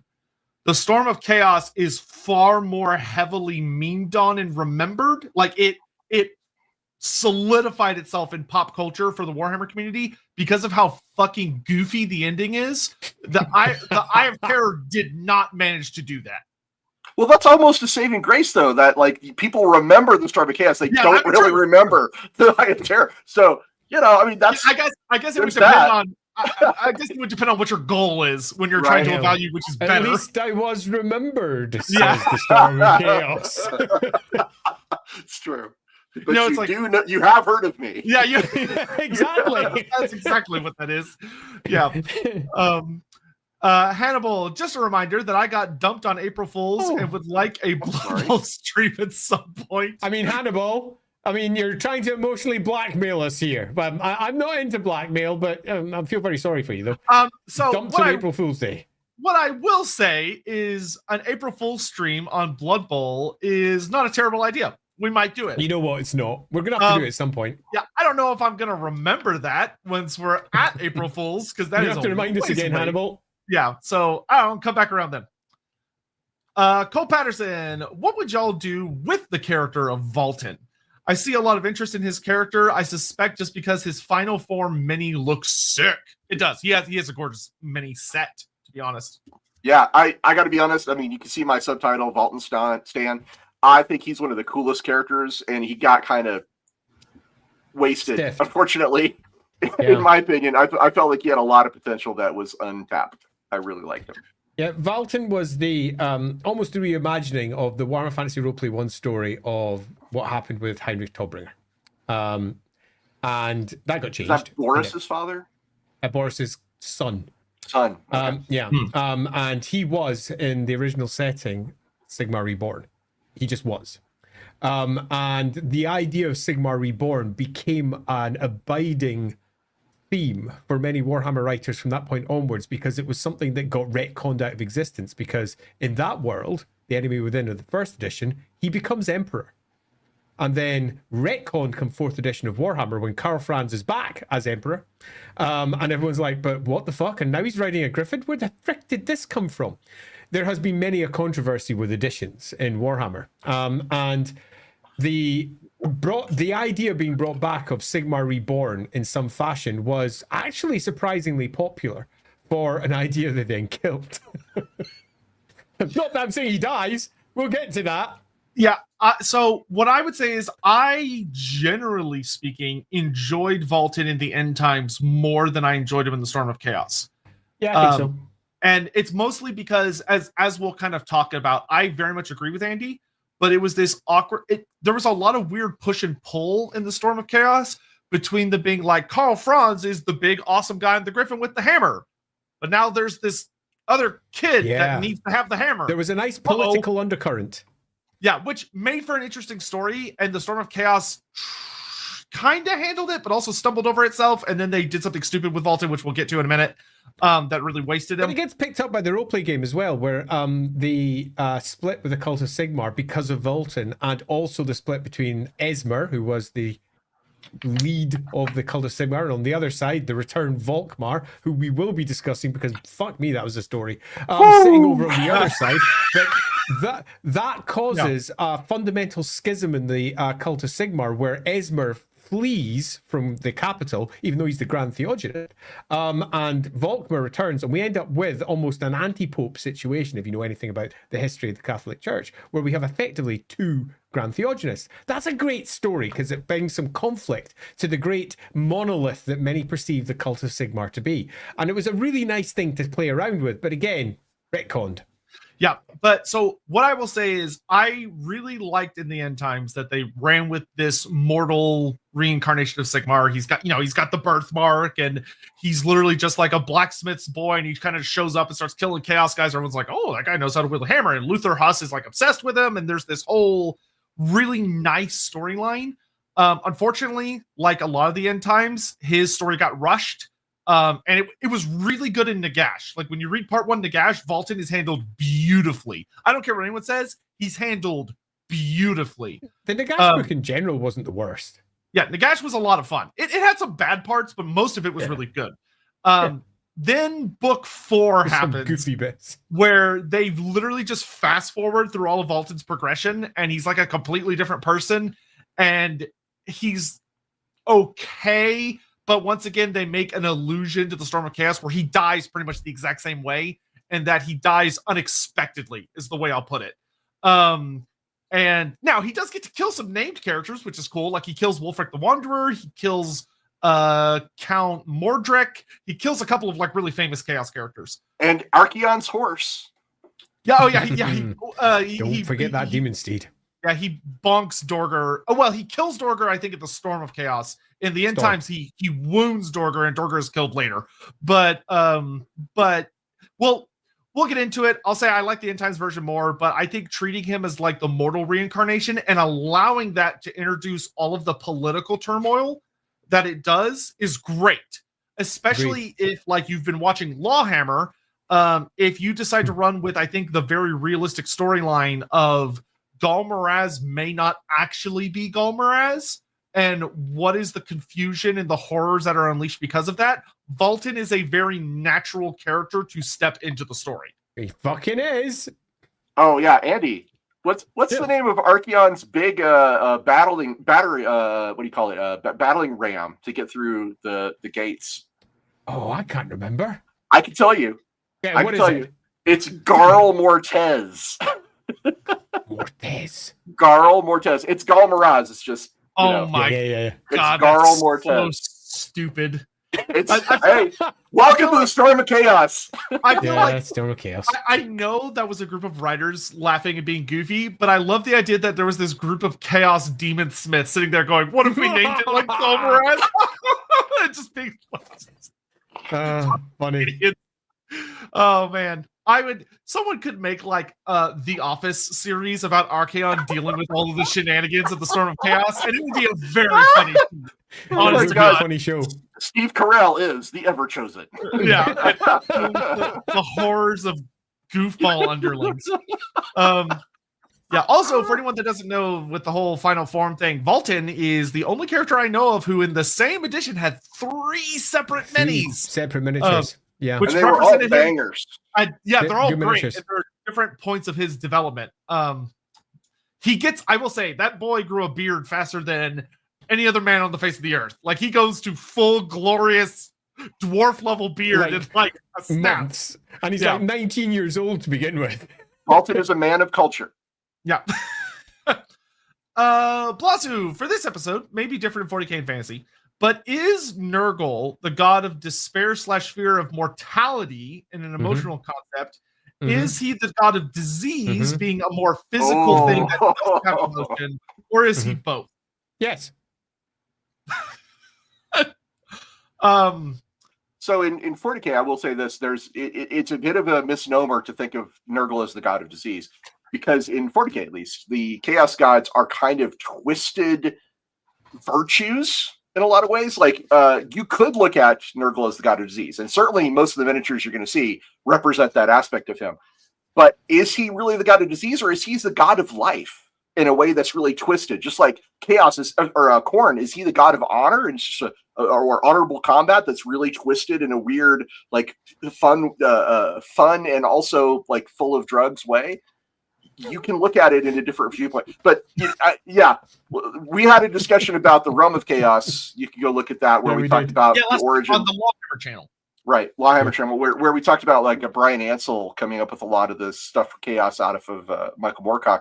And so the gods of Chaos, at least in the 40k side, again, it's a bit open to interpretation, although it is not wrong to say he is generally perceived as the god of disease. Yeah, he's all those things and more. Yes. Yeah, fantasy is not nearly as I would say attached to the idea that all the gods are emotional aspects. It allows them there's a lot more physicality to their domains. I'll put it that way. Arch Warlock, unrelated, but thoughts on the new AOS Hatchet lore. Intrigued, and I'll leave it at that. Yep, I'm really looking forward to seeing more. Ditto. Hannibal, it's nuts how well Nathan Long emulates Will's writing style for Ghost Trick Felix. Without knowing it was a different author, a lot of people wouldn't be able to tell the difference. Yeah, it's got a different tone, I think. I spoke to Nathan about this exactly, not at the time, because when he was writing them, he and I were talking a lot. And it was one of his goals. He sat down and he had a good think about how he could best continue on the legacy of Gotrek and Felix in a way that would not disappoint the fans. So it was a core design choice, if you will, although we don't often think of design as a core component of writing fiction, but it was a design choice. He modulated his language to best replicate, but not be constrained by what came before. He had his own voice and he had his own authorial intent, and he went in different directions. And I think Nathan's stories are different. They're different. They've got a different direction, a different tone, a different feel. But I do think they're still Gotrek and Felix stories in a way that he should be pretty proud of. Because you're right, a lot of people didn't notice. Yeah, I didn't growing up. It wasn't until later, because I've never been someone that like easily identifies work based on like creator per se. So like I'm not good at remembering actors or directors or authors. Like those names have or composers when I was a music major, which that caused so many fun problems. Like I'm just not good at remembering. My brain just absorbed that kind of information well. So for me, I didn't even realize Gotrek and Felix, the main story, had switched authors until way later. Donovan, speaking of Black Library, having now played with the Blue Scribes in Total War, I feel like there could be a great buddy comedy story with that. Broken up by the internal, eloquent, but detached, less depressed monologue of their Disc of Zinch. Yes, 100% there could. Pitch that one. That's a story to pitch. Yeah. Donovan, there won't be power creep. Honest. Creative Assembly, GW, or a match made in the ether. Yeah, I mean, I think it's a problem that honestly, I think it's a thing that creatives that make any kind of system like that are prone to fall into, because I don't think it's necessarily the intent of like, oh, we want to make this deliberately stronger, as much as, well, we've already done that. How can we make this more exciting and continue to iterate on what we've already made? Which unfortunately often translates to, because you have more goodies and more features, you're more powerful. So I think it comes from a good place, but it does happen. Sell more of the most recent mini. It's a good place. Well, yeah, GW is a different beast, but yeah. Geiger wins. Okay, this will be the last one before we get back to chat. Recently have to get back eventually. Recently read up to Zombie Slayer. Was really looking forward to Gotrek, Felix, Cat, and Snorri adventuring their way back to Kadak and Thrin. Was very disappointed when they seemingly abandoned that storyline. End times happened. The end times gone the way. Nathan got like hard turned into, you need to write the last two books.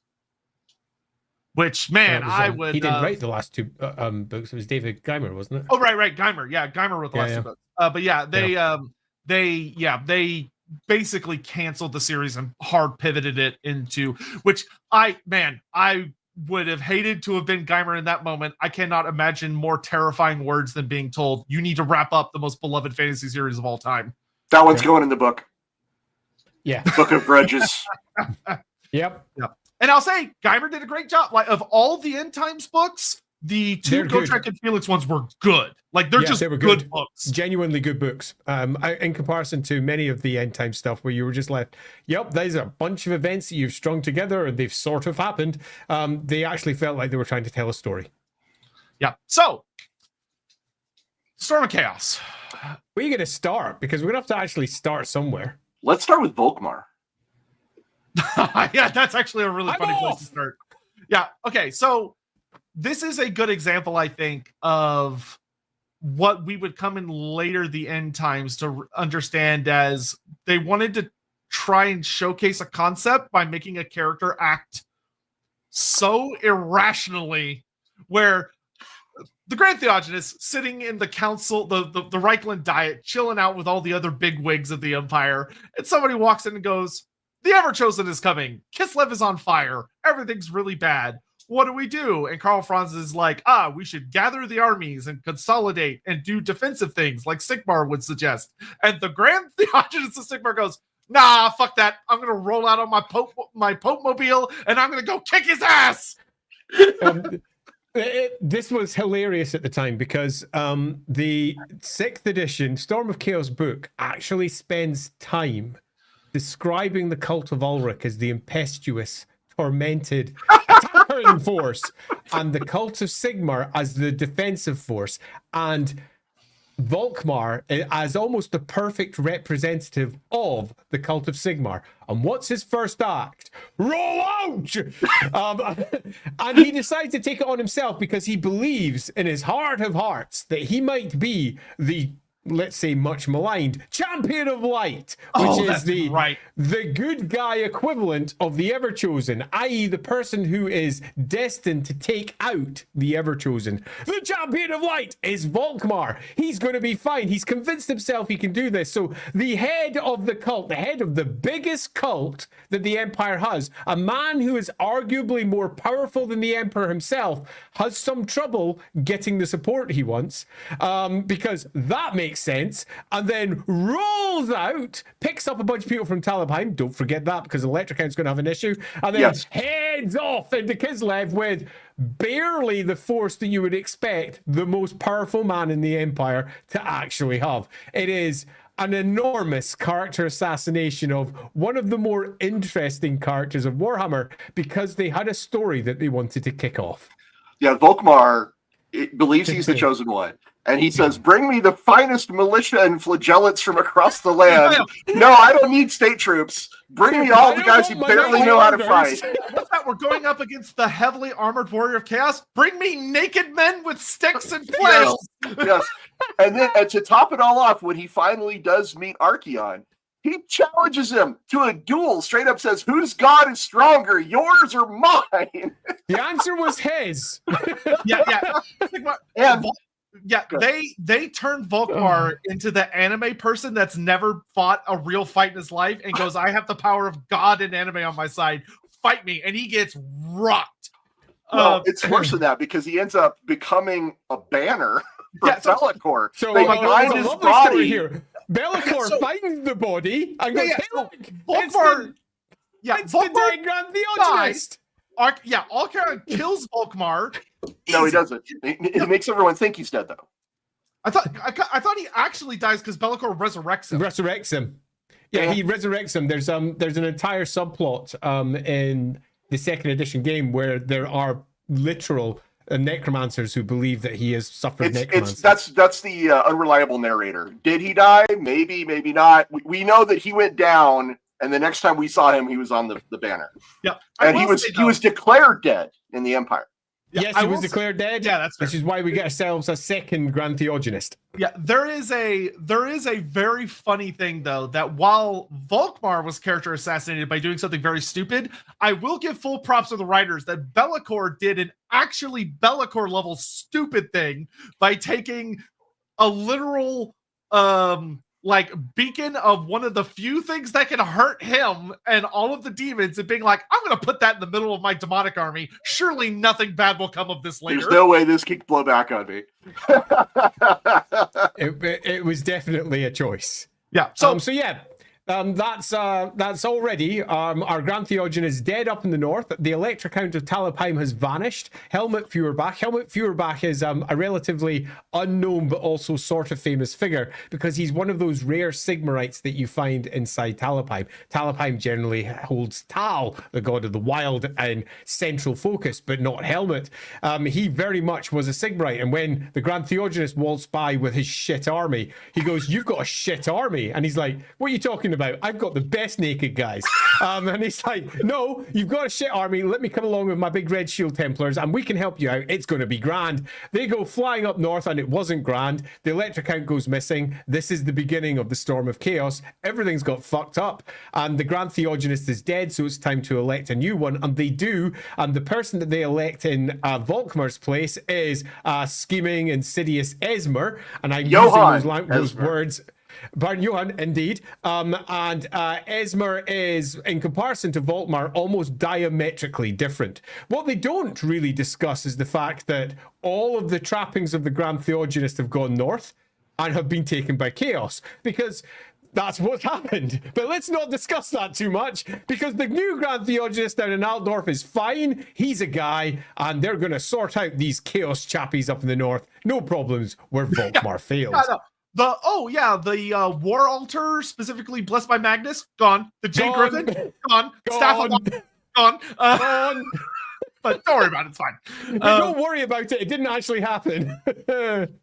Hmm. Yeah. So amidst this, there are some other kind of interesting elements of kind of like this early stage of the story. One of the things that I don't think was a bad story necessarily, but was an interesting choice. And I think this is one of those like, oh, well, we're trying to keep our options open for where the setting goes, is that unlike the end times, Kislev is not destroyed. It's more surrounded, where Archaon... It's not even really that. They kind of pile through it. Yeah, well, he like, if I remember right, he leaves like Kislev City in Prague, like surrounded by kind of like a token force, while he just runs. Almost untouched as he goes past. Erengrad gets completely sacked. That's what I was saying. Aaron gets sacked pretty hard, and don't forget Sirtha Ek and his guys came through there as well. Yeah, so there was a lot. Ek is an actual Storm of Chaos character. That's very funny. Ross, are you familiar with the Total War history? I sure am. Yes, I am. Funny. Okay, I thought CA made him up. I didn't realize that he was Storm of Chaos. Yeah, that's where he comes from. And people fucking hated him in Warhammer 1. He terrorized the community in Warhammer 1. Yeah, properly sacked. Wiped unless out. He sieged you with a walled settlement, because his chariots couldn't do anything. Yeah. Sorry, go ahead, Andy. So Erengrad is completely sacked and wiped out, and this leaves the old world with an incoming problem. Archaon is not doing what everybody expects your average Chaos Force to do. He is moving with a purpose towards one place, and this attack is swift. It's moving with a horrible pace down towards the Middle Mountains, and they have to come up with a response to the horror that is incoming. And there is multiple spearheads moving in towards the old world from different directions, each one of them led by a different champion of chaos, because let's be honest, if you put them all in the same room, they're going to kill each other. Archaon might be sitting there saying, I'm Archaon, I'll keep peace. He doesn't. He splits them up because that's the best way of dealing with them, and they all come in from different angles. But Archaon himself has got one goal, and that's to directly take Middenheim, because for reasons up to this point completely unknown, Middenheim is enormously important in a way that it never had been previously, and was in this case because we had Middenheim City of the White Wolf as a book, and it's a place that everybody knew. So again, I can speak a little bit to this from inside baseball, being there at the time. And my understanding was that there was this, the Flame of Ulrich. The Flame of Ulrich? The Flame of Ulrich was kind of, it's this supernatural fire. Well, Andy can describe it. He's the expert on this far more than I am. Anyway, there's this thing called the Flame of Ulrich in Middenheim, and it's a really interesting and pretty vulgar, I guess I would say, display of divine power. To which Archaon is drawn because he likes, things that give him power.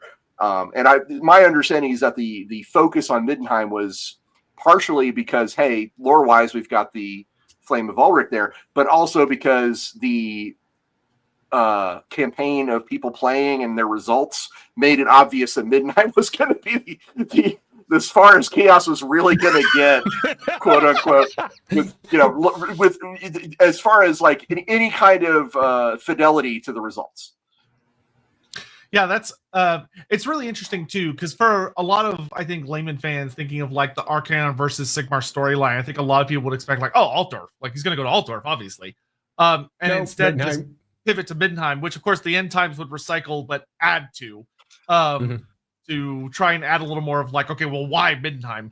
But one of the things so Andy did mention that we had all of the various Chaos Champions, which set up a lot of the early storylines and started introducing more factions, because the Chaos Champions were attacking from like a bunch of different directions. So you had like Vardek Krom went through like, I think it was High Pass. High Pass. Yeah, so he goes through High Pass. You have a different, I can't remember which one, but one of the champions goes lower and tries to come through Sylvania, which does not go well for him. Another one came down, I think when Archaon, because I think Archaon went, did Archaon go, because I know he goes to Brass Key. He goes in through Ostland, across Furlangen, and then from Furlangen through the Middle Mountains. And then basically just goes, surprise Archaon, as they arrive in Middenheim. Yeah, I think another one of his lieutenants go down underneath. Be'lakor came in with the Northern Force as well. Yeah, so Chaos is kind of all over the place. And then one of the things they did with the Storm of Chaos that I loved growing up was that and the thing that I think really separated it from a lot of the other campaigns was that instead of just ending it of like, okay, the Empire's on fire and here's the ways you're going to contribute, is then once you get past the kind of the main Empire setup, like the prologue to what's about to go down in your Storm of Chaos book, it introduces what's going on globally, where this is a worldwide war. So you get this note of that, okay, well, Malekith is about to set up for another Ulthuan invasion. He makes a pact with the ruinous powers, in fact. Yep. Yeah, and Marathi goes full on, I'm going to invade Lustria. This is where we get the Anointed of Slaanesh and the Cult of Slaanesh. I love the Anointed of Slaanesh to this day. Bloody marvelous. Yeah, the Cult of Pleasure is such a fucking cool roster of just mixing Slaanesh with elves instead of like the constant like, oh well, the elves are terrified of Slaanesh and Marathi's like, nah, I will put a leash on that Slaanesh dog and I will walk it to Lustria. With her whole thing being that she's gonna sacrifice the soul of a Slann to Slaanesh as part of this great bargain. And it gave the Lizardman players something to actually do, is that we were under attack. This story actually gets, interestingly, this is one of the few stories that survived the retcon of the Storm of Chaos, because Marathi had a partner who, not partner as in, well, probably sexual partner, but she had a ally who was leading the Chaos Force called Vashnar the Tormentor, who is this big bad Chaos Lord of Slaanesh that rode a dragon and was super spooky. And he ends up coming down, and there's this huge war of the Lizardmen defending themselves against Chaos, which for the Lizardmen fans like myself was so exciting because we got to fucking do something. We got to participate, which normally was not the case in a lot of Games Workshop storylines. And that storyline ended up actually surviving because it just gave something the Lizardmen something they to do. use it again. Yeah, they totally do. I think Ryan, you were saying that you were spamming. You were part of a group that was spamming results. I was making absolutely sure those elves got what was coming to them. And that they ended up, the 7th edition actually did a beautiful job of taking the Siege of Heshwaddle and turning it into I think like a 6-page spread storyline. Yeah, that's super awesome. nice. It is such a good story, and it's pulled from the Storm of Chaos. It just doesn't have Marathi in it, but it does have Dark Elves. It's got Dark Elves teaming up with the Champions of Slaanesh, and it's got Chaos Dwarves with the Hell Cannons, and it's a whole big crazy storyline. Some of the other storylines they had going on that were really fun is obviously you had Wa Grimgor having his big showdown with Vardek Krom up in the north, which is interesting. We'll get into more in a little bit. But some other fun ones, they had Cetra the Imperishable has a big storyline where he goes to take over the Badlands. To reclaim it for Nahakara. So you had a big Tomb King versus Greenskin storyline down in the south. The Skaven had a very, very funny storyline where like Hellpit was kind of more buddy-buddy with Archaon because that's how he got things like the Flarekin. The Flarekin were made by the Skaven. But they did a kind of a storyline where the Skaven kind of like invade Bretonnia and they put like a nuke under one of the cities that does nothing. It doesn't go off. It just has no effect. So you had a Skaven versus Bretonnia storyline you could contribute to, but it ended up nothing happened. Which like it was at the time a really interesting campaign to see from the outside, because what you had was an attempt to drag every single faction that the Warhammer world had to offer into the Great War against Chaos in modern times. But they kind of didn't do that. Instead, they did what they often do. They sort of split the forces into order and destruction, and they sort of gave each one of them a theater of war and said if any of these theaters survive or don't survive, it will impact the overall event. And that's fun enough. It ensured that each army had something that it could do to contribute towards the overall thing. But in truth, the Storm of Chaos is really only one story. All these extra little stories that are happening on the outside are literally that. They did very little to impact what was happening in the core. And the core was what happens when the Everchosen arrives in the Empire to attack Middenheim. Now, if we go with the battle stats online, the answer is really, really easy. He gets stomped. But if we go with the story they used, the exact opposite occurs. Well, Chaos does have setbacks. I mean, let's be clear. They did try to represent some of this with. They almost did this, but then they got pushed back. Well, but it's important to point out, though, that what really the big thing that happens next is the Council of Light, right? Which the Council of Light. Yeah. So story-wise, Council of Light. Yeah, story-wise. So all of the setup happens of like everyone's fighting everyone. You got like the dwarves are doing stuff. The wood elves are fighting the beastmen in the secret war in the woods and all this other crap. And Karl Franz does his thing that I think always makes Andy laugh, because when I was growing up, I took it as a statement of fact because it was said in the army book, which is that Karl Franz is the greatest statesman in the world. And so Karl Franz calls bring me to my men. Yeah, yeah, exactly. And so, and if you summon the Electricons, if you've watched the what I love very dearly, the Immortal Empires trailer for Total War Warhammer 3, it's a reference to the Council of Light, where Karl Franz basically calls everybody, and a surprising amount of people show up. Just turn up. Yeah, like High King Thornton shows up, Teclis shows up. How dare you? Short. Like, so all these bigwigs all show up in Altdorf, and Karl Franz, through sheer bold chinness and determinism, manages to forge a grand alliance, the likes of which had not been seen. The Alliance of Light. Yeah. Which not a pretentious name at all, but the Champion of Light. Yeah, and it's mostly made up of what little elements of Kislev. Is it mostly made up, Sotek? No, well, yeah. Mostly made up of, sir. There are refugees from Kislev. There is the Empire. Bretonia shows up. Yep. Big proceeding force. Yeah, Teclis, with what forces can be spared from Ulthuan mid-Malekith shenanigans, and the dwarfs. And this is kind of like the big congregation that meets to be like, okay, we're all going to work together. And to be fair, they do come up with some fun plans where you get stuff like Ungrim basically declaring that him, the Slayer Throng, will hold the pass because they hear word that there's a Chaos Horde coming. They'll say, we won't let them pass, we'll hold it, so we'll defend the East Empire. And there are mysterious shenanigans going down in Sylvania where some of the electric counts try to do things down there. Doesn't go well for anyone that happens to not be already dead.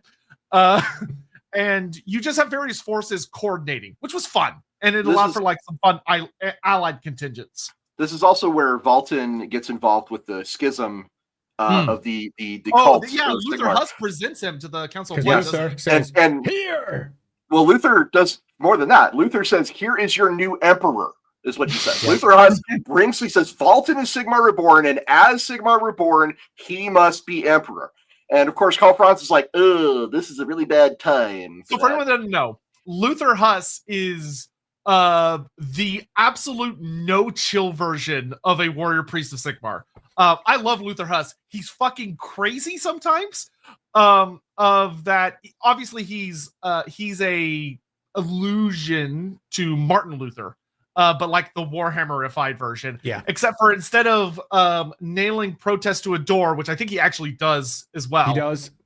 He also goes around killing people with his hammer that he thinks are corrupt. And most of the time he appears to be right, if you believe the kind of sunny side up version of the army book, that he's never made a mistake and he only kills bad people, but he kills a shitload of people. So the Emperor's like, okay, yes, Valten is awesome. He is great. He is Sigmar Reborn. I will, and to acknowledge the fact that he's Sigmar Reborn, and this is actually kind of a really smooth political move from Karl Franz. He separates the idea of the chosen of Sigmar as Emperor from the Emperor. He's like, as Emperor, I will support you. And here is the way I do this. I will give you my symbol of authority, Gal Maraz, and my hammer. And the dwarves are like, cool, we'll make him a suit of armor. And the elves are like, he can have one of our steeds, our finest elven steeds. Yes, I believe it's the son of Tyrion's horse. Yeah, the son of Mithradir, right? I think. Yeah, and the suit of armor is the original armor that Sigmar had crafted for him by the dwarfs. So it was Sigmar's literal armor that was given to him. Alta gets a huge blow up. Yeah, it is. And the miniature glow up. And they march as a group to relieve Indeed. March to relieve Middenheim, which by this point is pretty much besieged. They have done the entire run all the way through into the Empire and wrapped themselves around Middenheim. And they're already making their way up. Yeah, I want to say the Storm of Chaos only takes place over like a year? It's less than a year. It's Yeah, just months. It's really short. Okay, so the Archeon literally does a beeline straight for Middenheim and shocks everyone. While the rest of the forces are fighting elsewhere, Archeon just pelts for Middenheim and comes surprise Archeon out of the Middle Mountains and surrounds Middenheim as a course, as the city. And Middenheim is screwed because they've got greater demons, they've got all manner of awfulness coming against them. And whilst the city, if you don't know much about it, sitting on the great pile of rock, is particularly defensible. And has big, huge causeways that lead up to the main gates, and they all got collapsed. So they were basically an island trying to hold off against all the impending chaos forces. And that is what Karl Franz and his buddy Sigmar Reborn went off to try and relieve, along with Esmer. I should point out that the importance of Middenheim is also reflected in, at the time, there was a Dan Abnett novel that had just come out and a whole new range of miniatures. This was, I believe, Games Workshop attempting to redefine Middenheim in their IP in a lot of ways. And that's maybe another reason why it was centered so heavily. Yeah, maybe. It was the troops that were offered by the Storm of Chaos book were genuinely a complete sea change for the Empire army. Because up to that point, it would have been easy to believe that only Sigmar was worshipped in the Empire, because all the way from 4th edition into 6th, they didn't really discuss the other gods at all, to the point that they weren't just supernumerary, they were almost gone. And there was discussions, particularly amongst the roleplay crowd, that Warhammer had lost its polytheistic roots and that they were very much driving the Empire towards very much a monotheistic group with Sigmar sitting at the top. And when they went, yeah, no, actually, Ulrich, everything you know about Middenheim from the old army book, yeah, we're even using their map.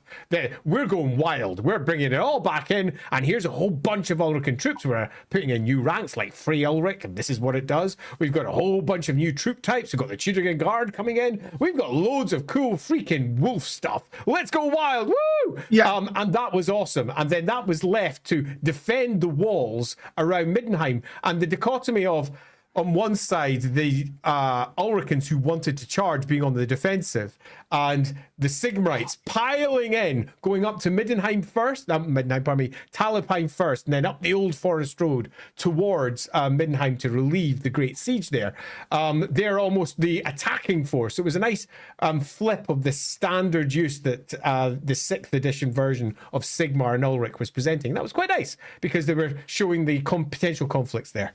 Yeah, one of the things that I think also reinforces what Ross was saying is that, like, looking at the actual book, Middenheim had by far the most actually purchasable minis. Oh yeah, they had a complete range. Yeah, the vast majority of the other, like even Chaos, only got one new. And we didn't get any anointed. The vast majority of stuff in here is kit bashes. I played the sea army, the sea elf army, the Sea Patrol. The Sea Patrol. I played the High Elf Sea Patrol, and I had to build everything. I hated those fuckers. Listen, if you look at White Dwarf, go ahead. That shooting phase before the game started, fuck that. I hated that shit so much. It was awful. A lot of, so not as bad as the Slayer army, but it was awful. What's wrong with an axe chucker? But I will say this. I think I was the first person in the studio to build a merworm. Cool. I think it's White Dwarf 300 has got my merworm model in it. I can't remember. They're one of the White Dwarfs that's got my original merworm. And if you look at the merworm that they eventually made, there's some similarities. I was like, Yeah, it's funny how that's become such like a staple in a lot of people's minds for high elves. Is the merworm is like it's as intrinsic to elves as dragons are in a lot of people's current consciousness. Crazy. From my perspective, I'm like, really? That's intrinsic? But it totally is now. Yeah. All right, we're going to get caught up on a bunch of Super Chat stuff, and then we're going to start talking about, now that we've done a lot of the setup, we're going to talk about how the big battle goes down. And whoo, boy. There are choices that get made, which are really interesting. Morton Crescent, what was the worst wrap up? The End Times or Season 8 of Game of Thrones? I would say Game of Thrones by a billion miles, because at least people still talk fondly about everything that came before for Warhammer, whereas Game of Thrones just seemingly vanished from like the public consciousness because it was that bad. How do you kill a staple of pop culture? Yeah. Murder. Like that. Yeah, I remember watching the various apologies for the last season from some people I deeply respect for their storytelling capabilities. And they're like, no, this is great. And I was like, it really isn't. You are wrong. I'm not going to tell you that you're wrong to your face, but seriously, you are wrong. A very famous Black Library author tried to convince me otherwise in that front. Nope, you're wrong. It was bad.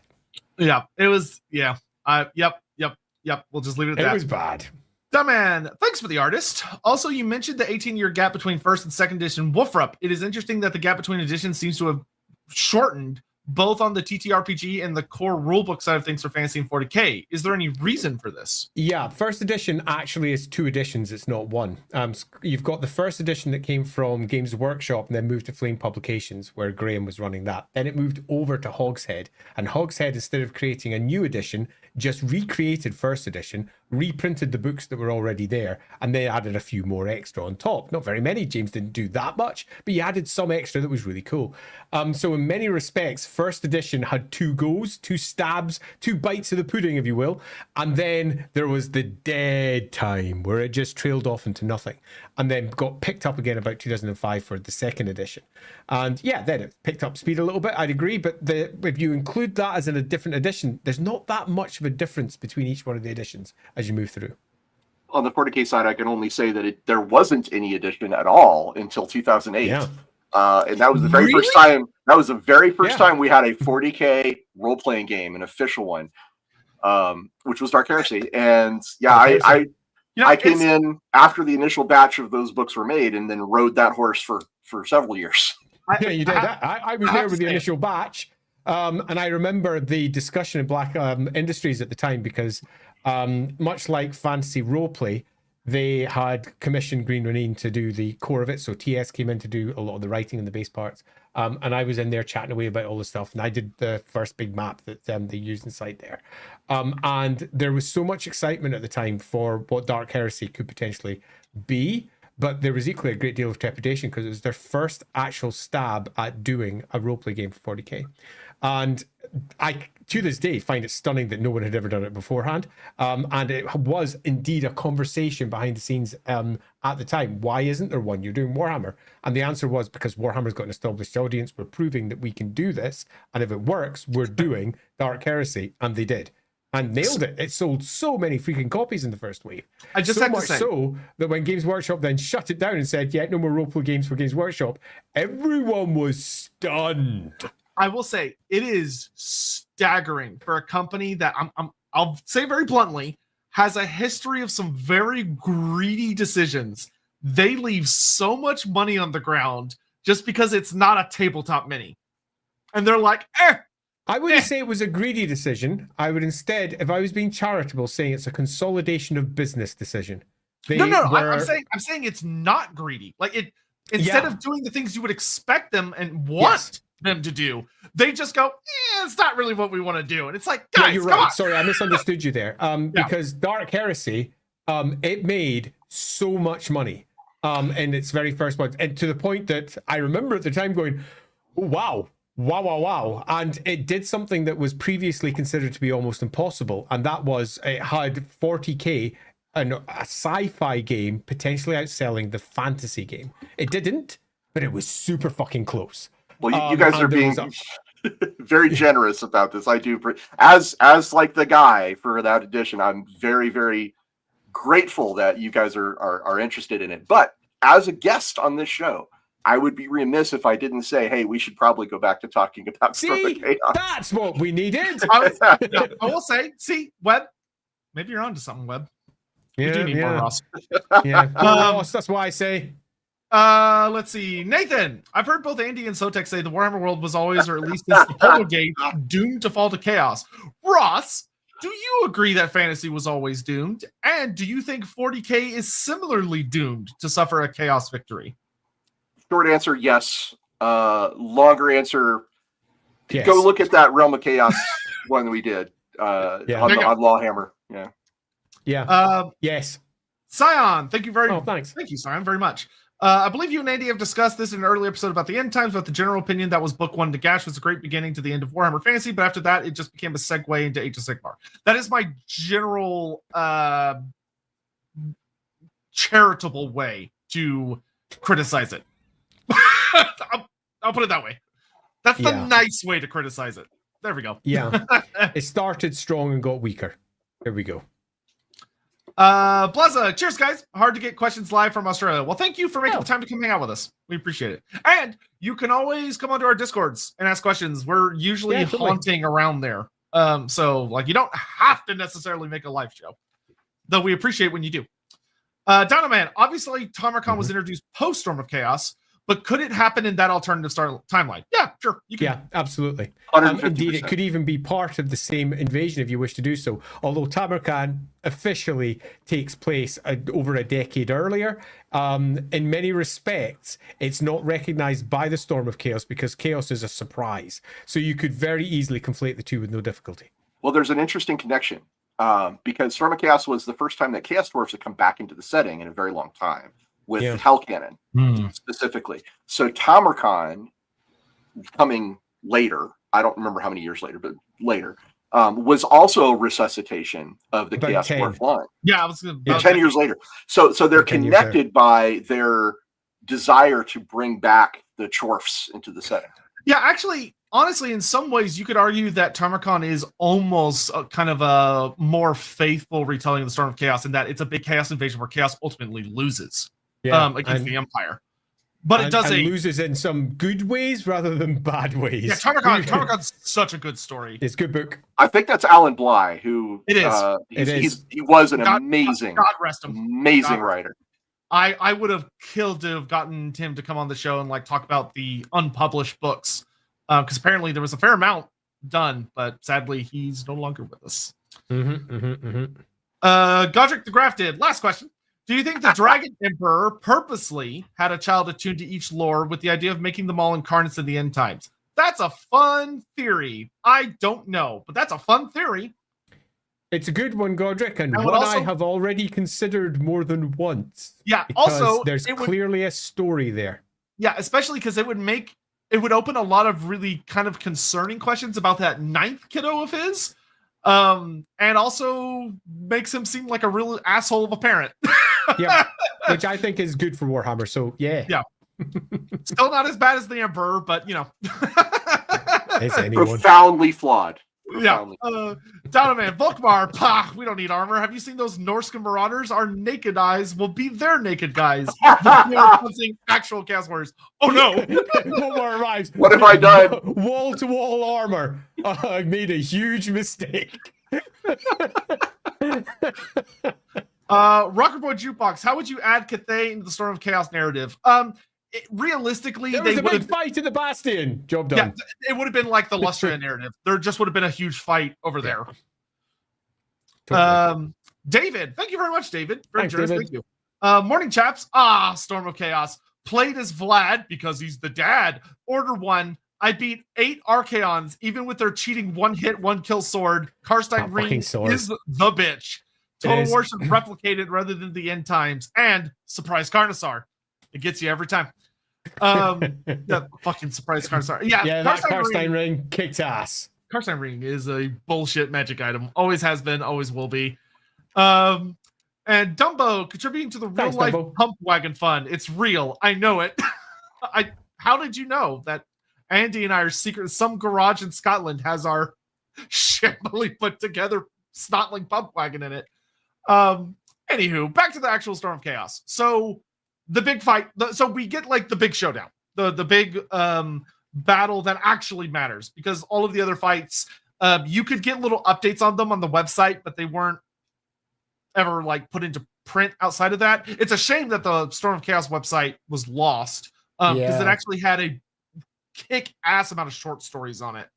That it also had a breakdown of the entirety of the empire that they were using as their primary theatre of war. So we're looking at the south of Middenland over into Hochland and Ostland, and it had a map much like the Warhammer Old World map has today, with locations you could click on that had a good, decent description.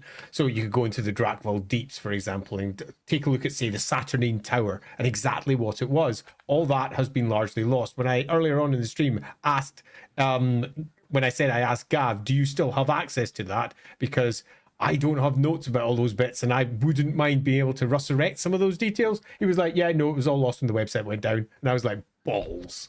There was almost daily narrative updates about what was happening, and that is a real shame that that's all lost.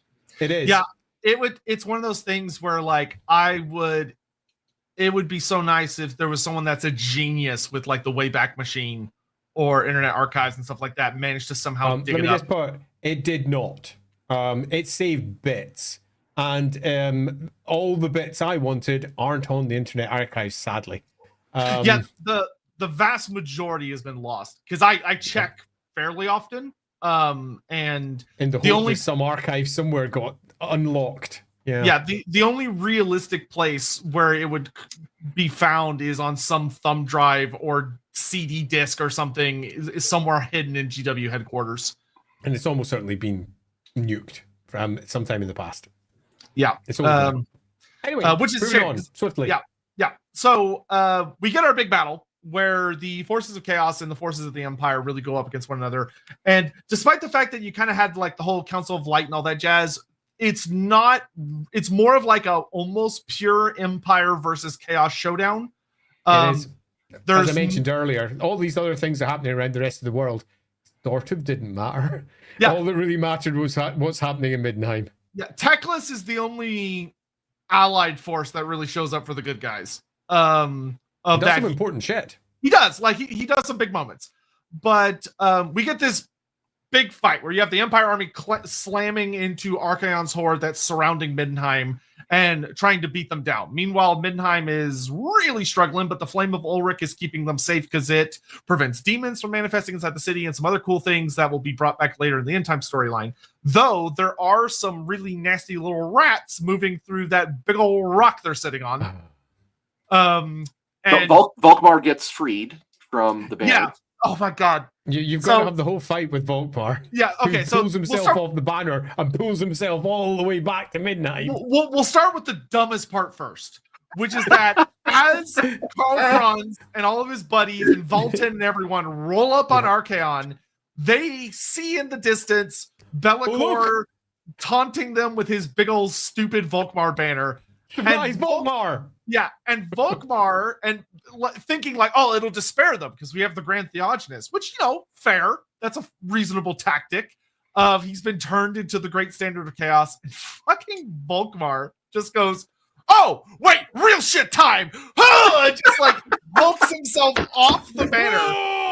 Yeah, beast mode. He shatters the chains and starts flailing his chains around him, killing chaos warriors and demons. And all the good guys are like, get to Volkmar! And they're like, Volk, what was this earlier? Why didn't you just like whip Archaon to death? Where did this come from? It comes out of fucking left field. It is the most bizarre moment of the whole thing. I don't care about anything else we talk about later. It's bizarre. I will challenge you on the most bizarre thing, but yeah. We have the Manfred situation. We've got Grim going to come yet. So anyway, there's some stuff yet. The big fight Ungrim. Ungrim. So, oh god, yeah. Oh, sorry, Garagrim. I'm sorry, Garagrim.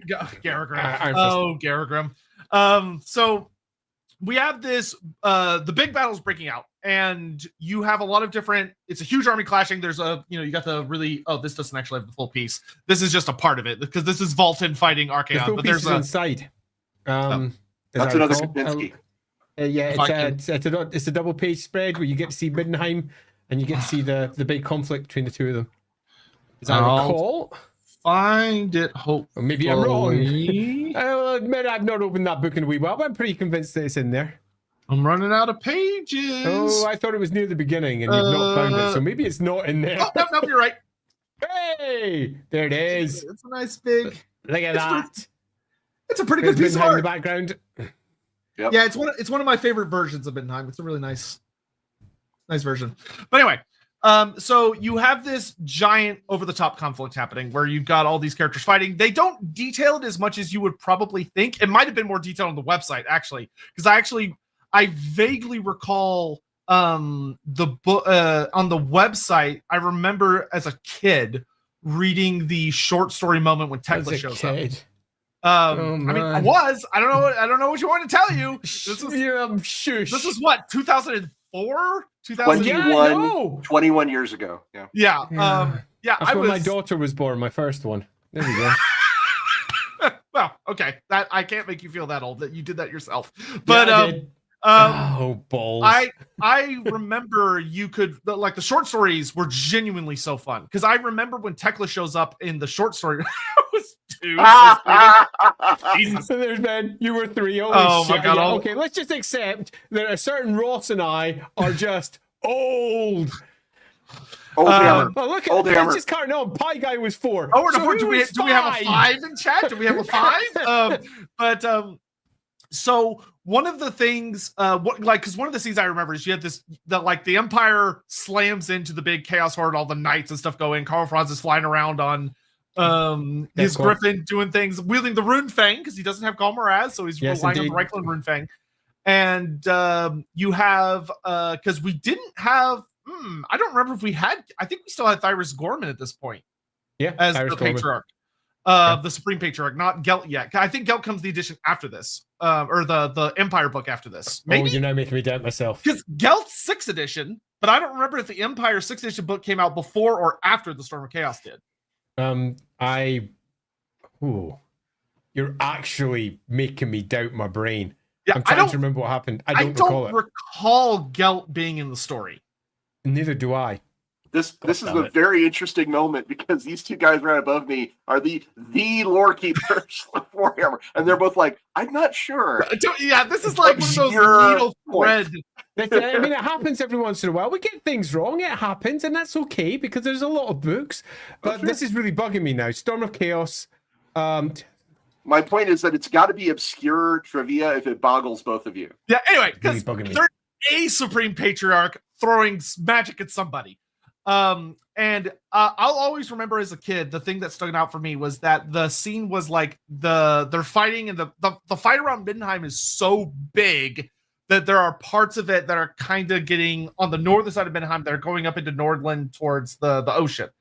And there's this scene where a lot of the Empire people are functionally surrounded, and there are demons coming for them, and they all think, oh my god, we're gonna die. And I remember as a kid reading this, my eyes like bulging out of my head.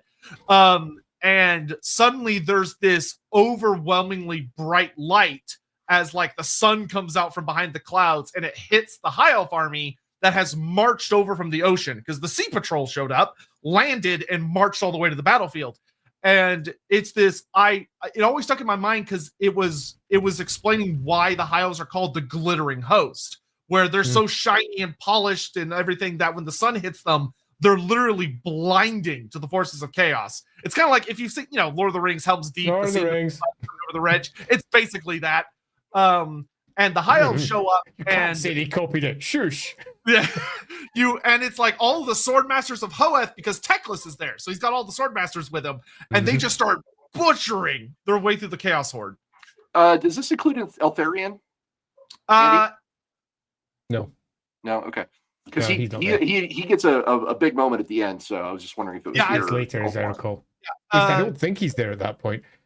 He might have been. He's not in the Darkness Rising book, but he might have been in the website story.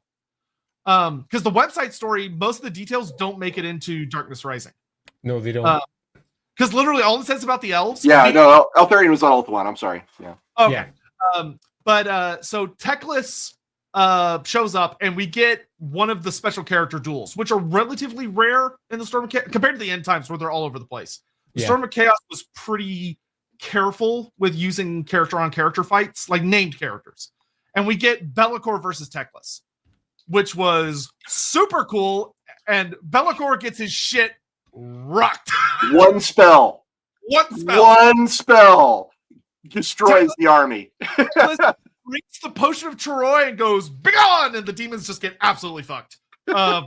Just instant game over for the demons. Which as a child was delightful, though it did not make Chaos look very good, I will say that. And this opens up kind of the main scene we get, where because all the demons, including Be'lakor, have been banished, it leaves Archaon vulnerable because one of his flanks just functionally ceased to exist. And this is where Vultan, with Luther Huss and I think one or two other characters, basically run up on Archaon and try to fight him 1 versus 4. And Archaon, to his credit, in the published version, beats the shit out of all 4 of them. Like, they try to fight him, but I think, like, in the opening moments of the duel, Archaon impales Vultan on the Slayer of Kings. Like, Vultan was not equal to Archaon. He gets messed up. Remember that cool elf steed he had? It got shot out from under him by a cannon. Oh, well, that's disappointing. Yeah. I mean, it's realistic, but it is disappointing. But to Vultan's credit, so it's him, Luther Huss, and everyone are fighting Archaon, and they're all trying to dogpile him. Like, there's a scene where Archaon's about to kill Vultan, Luther Huss jumps on his arm, and Archaon, like, headbutts him and throws him off, and they're fighting. But Vultan gets a few good licks. He kills Dorger. He hits Dorger in the head with Galmaraz and kills him. He shatters Archaon's shield and messes up one of his arms. But ultimately, Archaon wins. Yep. Full on. Archaon defeats Luther Huss, the Prophet of Sigmar. He defeats Vultan, Sigmar Mortally Reborn. wounds him. Mortally wounds him, yeah. But he doesn't kill any of them, but he beats all 4 of them. They're all on the ground. Chaos is about to win. And then it happens. Surprise, Grimgor! Yeah, which, to be very clear to anyone when you're reading the story, there is no moment leading up to this where there's a Wa mentioned or a giant horde of greenskins mentioned that is like close to this part of the battlefield. It literally just says that Archaon hears someone running up behind him, and he turns around, swinging the Slayer of Kings with all the power of the Uzul, the Bloodthirster inside of it, and Grimgor blocks it with his axe and headbutts Archaon so hard that it dents Archaon's helmet, and he goes down. He just goes, and Grimgor just beats the hell out of him. It's like a gorilla going off on some guy. Right, but the weirdest thing that happens here is that by far the strangest bit of that battle is Grimgor saying, "I don't need to kill this guy. Yeah, beating him was enough." Grimgor goes, "I'm the best." Looks around. Yeah, looks around. Nobody else is standing there, so he's like, "All right," and he just pisses off. He just runs away. I'm out. I remember when oh gosh, how can I say this delicately? I remember when this was getting discussed behind the scenes, and someone said something along the lines of, "Did Gav really write this?" Because what the fuck is going on here? We went back to the website to double check. And this is over at Black Library as well. And everybody's like, yep, this is a thing that's happened. This is definitely how it went down. We can't change this. What the fuck do we do with it? So it just turned into not referencing it and saying there was a lot of greenskins in that part of the Empire post the butting. So my understanding is that this was actually to represent how well the forces of the Orcs had done in the campaign, and they were like, we don't have any other way to showcase that the greenskins are doing amazing. So surprise Grimgor. Yeah, they could have like had the foreshadowing of like the walls getting closer and closer and closer, but no, Grimgor literally it's like watching the WWE and the fog machine goes off and Grimgor comes running in with the chair and just hits Archaon. Like, and then he pelts off screen again. Yeah, and it was so bizarre. Mostly, like, honestly, I think for most people, it was the fact that Grimgor doesn't kill him that just flabbergasted everyone.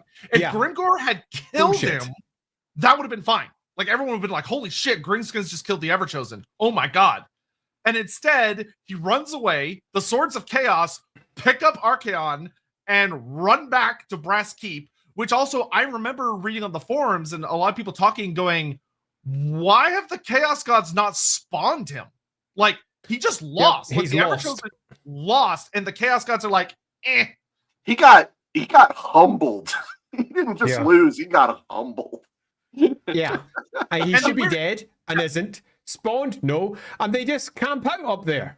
Yeah, and that was another thing that's another thing that we had to deal with second edition. I had to ask specifically, look, according to what we have, Archaon's currently up there. It's not that far away from Middenheim. And from what I've got, there are thousands of Chaos Warriors up there, apparently doing their thing. What do I do with that? Official reply, nothing. Move along the bus now. Okay, I will. Let's just ignore that and continue writing other things. Can we talk about Manfred? Oh, Yeah. So, coming. Yeah. So Archaon is out of the equation. Volton and most of the heroes are also down or horribly wounded. Like, so you've got Karl Franz basically meets up with Volkmar and I think one other character, and they're trying to like figure out what the hell's going on. And there's other things going around, like Kazrak the One Eye's doing shit, and Boris Todbringer's having his hate fuck relationship with Kazrak over in the woods and all that crap. But as all that's going on, the good guys realize they're still screwed because they're so heavily outnumbered by the Chaos Hordes. They, even without Archaon, they're still going to lose. And then, all of a sudden, all the dead start to get back up.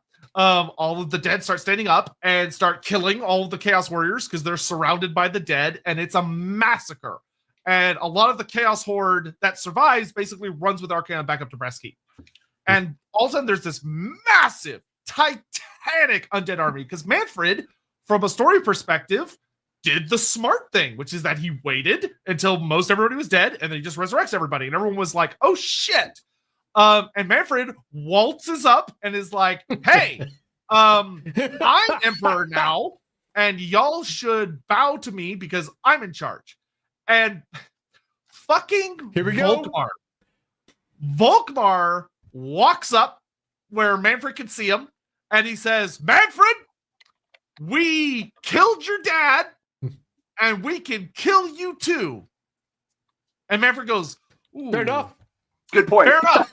And leave. You know, your argument is compelling.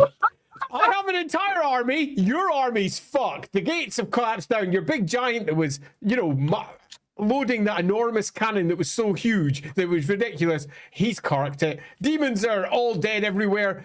And I'm totally in control, but, as Grand Theogenist, undead Grand Theogenist, you have a point. And that was, again, there was a whole story here that wasn't told that makes you go, what the fuck? And the answer is right in front of you. The answer is he recognized that the Grand Theogenist was his. Yeah, because he's undead. That would have been the great way to handle the story. And that was the story we were using behind the scenes. The schism between Volkmar and Esmer was, in fact, a schism between Manfred's pawn and the Grand Theogenist trapped down in Marienburg, Esmer. And Esmer was the true Grand Theogenist, and Volkmar was not of his own mind anymore. And that was very much the little story. And that made sense of what Manfred did. He arrived and went, oh, I've already won. I've won. I don't need to kill these people. They're mine now. So the official story. The official story. I'm so excited to hear this. The official story is that Manfred rode up there and heard the Grand Theogenist, proudly proclaim, we've killed you once, we can do it again. And Manfred was like, okay, the last time that this von Karsteins assaulted a big city, which was Altdorf, the Grand Theogenist of that time, Wilhelm, threw himself off the wall with Vlad von Karstein, and both of them died. And he's like, so the official story is that Manfred was like, as soon as Volkmar is like, I will take you out. Manfred is like, okay, that literally did just happen to my dad. Yeah. So bullshit. He killed his dad. It's well known. No, he's responsible for making it happen. The thing that he kills was the me. one that allowed the bloody Felix man, the thief, to go and steal the Karstein ring. The whole thing is Manfred's fault. And then he sits there and goes, yeah, that thing that I organized, I'm afraid of that. The thing that blows my mind is during Manfred's original vampire war, when he goes to Altdorf, that Great to the Audience comes out and starts reading from like necromantic tomes and is like which kind is of vaguely mental, corrupted. by the way. But it starts like unbinding Manfred's army. Manfred goes, "Oh, this is a problem I need to deal with more carefully," and he retreats. They could have reused that storyline. Yeah. Instead, he's just like, "Ooh, that Volkmar guy, I don't know, Spooky. he's pretty muscular. I don't think I want to fight that guy." I marched all the way here, and I'm like, nah, I'm going home. I reckon he's just afraid of mustaches. Yeah, He maybe. saw that mustache and he was like, I'm done. So anyway, now we're gonna do some super chats here in a second, but I think so that is a lot of the biggest stupid moments, minus one that Ross mentioned. I'm gonna let Ross just tell that story. Oh, Garagrim. Poor Garagrim. Oh, Garagrim. Oh no, Garagrim's story. Fucking hell. Actually, I'm happy to bring it up, but this is one of those cases where I think the maskers should probably go through it. So Garagrim Iron Fist, you may be aware of him from Total War Warhammer. He's a really kick-ass character. He's a Ungrim cool Iron Fist's character. son. He's brilliant. He's The handled, War Mourner. Yeah, the War Mourner of Kalakadrin. He's handled beautifully in Gotrek and Felix the Slayer, the Road of Skulls. He's a really cool character. He's great. A lot of people loved him. But you may be a fan of Warhammer and go, how come I've never seen this guy outside of like that one book? And the reason is that Garagrim dies, but and he achieves the Slayer Oath for him and his father. Yeah. Which, if you've seen the Ungrim episode of, or maybe that was the Slayer episode actually, I think of it was the Slayer Lorebeards, episode. Yeah. you can make into a beautiful story. The problem is how Garagrim died. So over in Kalakadrin in High Pass, they're having this big old fight with the forces of chaos. I think that was Vardek Krom's force. And it's this huge epic battle. And you may think, oh, does he go out fighting Vardek Krom or like some other named character? No. Garagrim and his cool little chain axes kills a chaos giant. And then unfortunately for Garagrim, he didn't get out of the way fast enough. And the giant fell on him and he dies. Timber! Which, from a tabletop perspective, is fucking hilarious and something that could happen on a table. From a narrative perspective, yeah, by the rules of the war game, that was entirely possible. And so we all know what his dad does after that, though.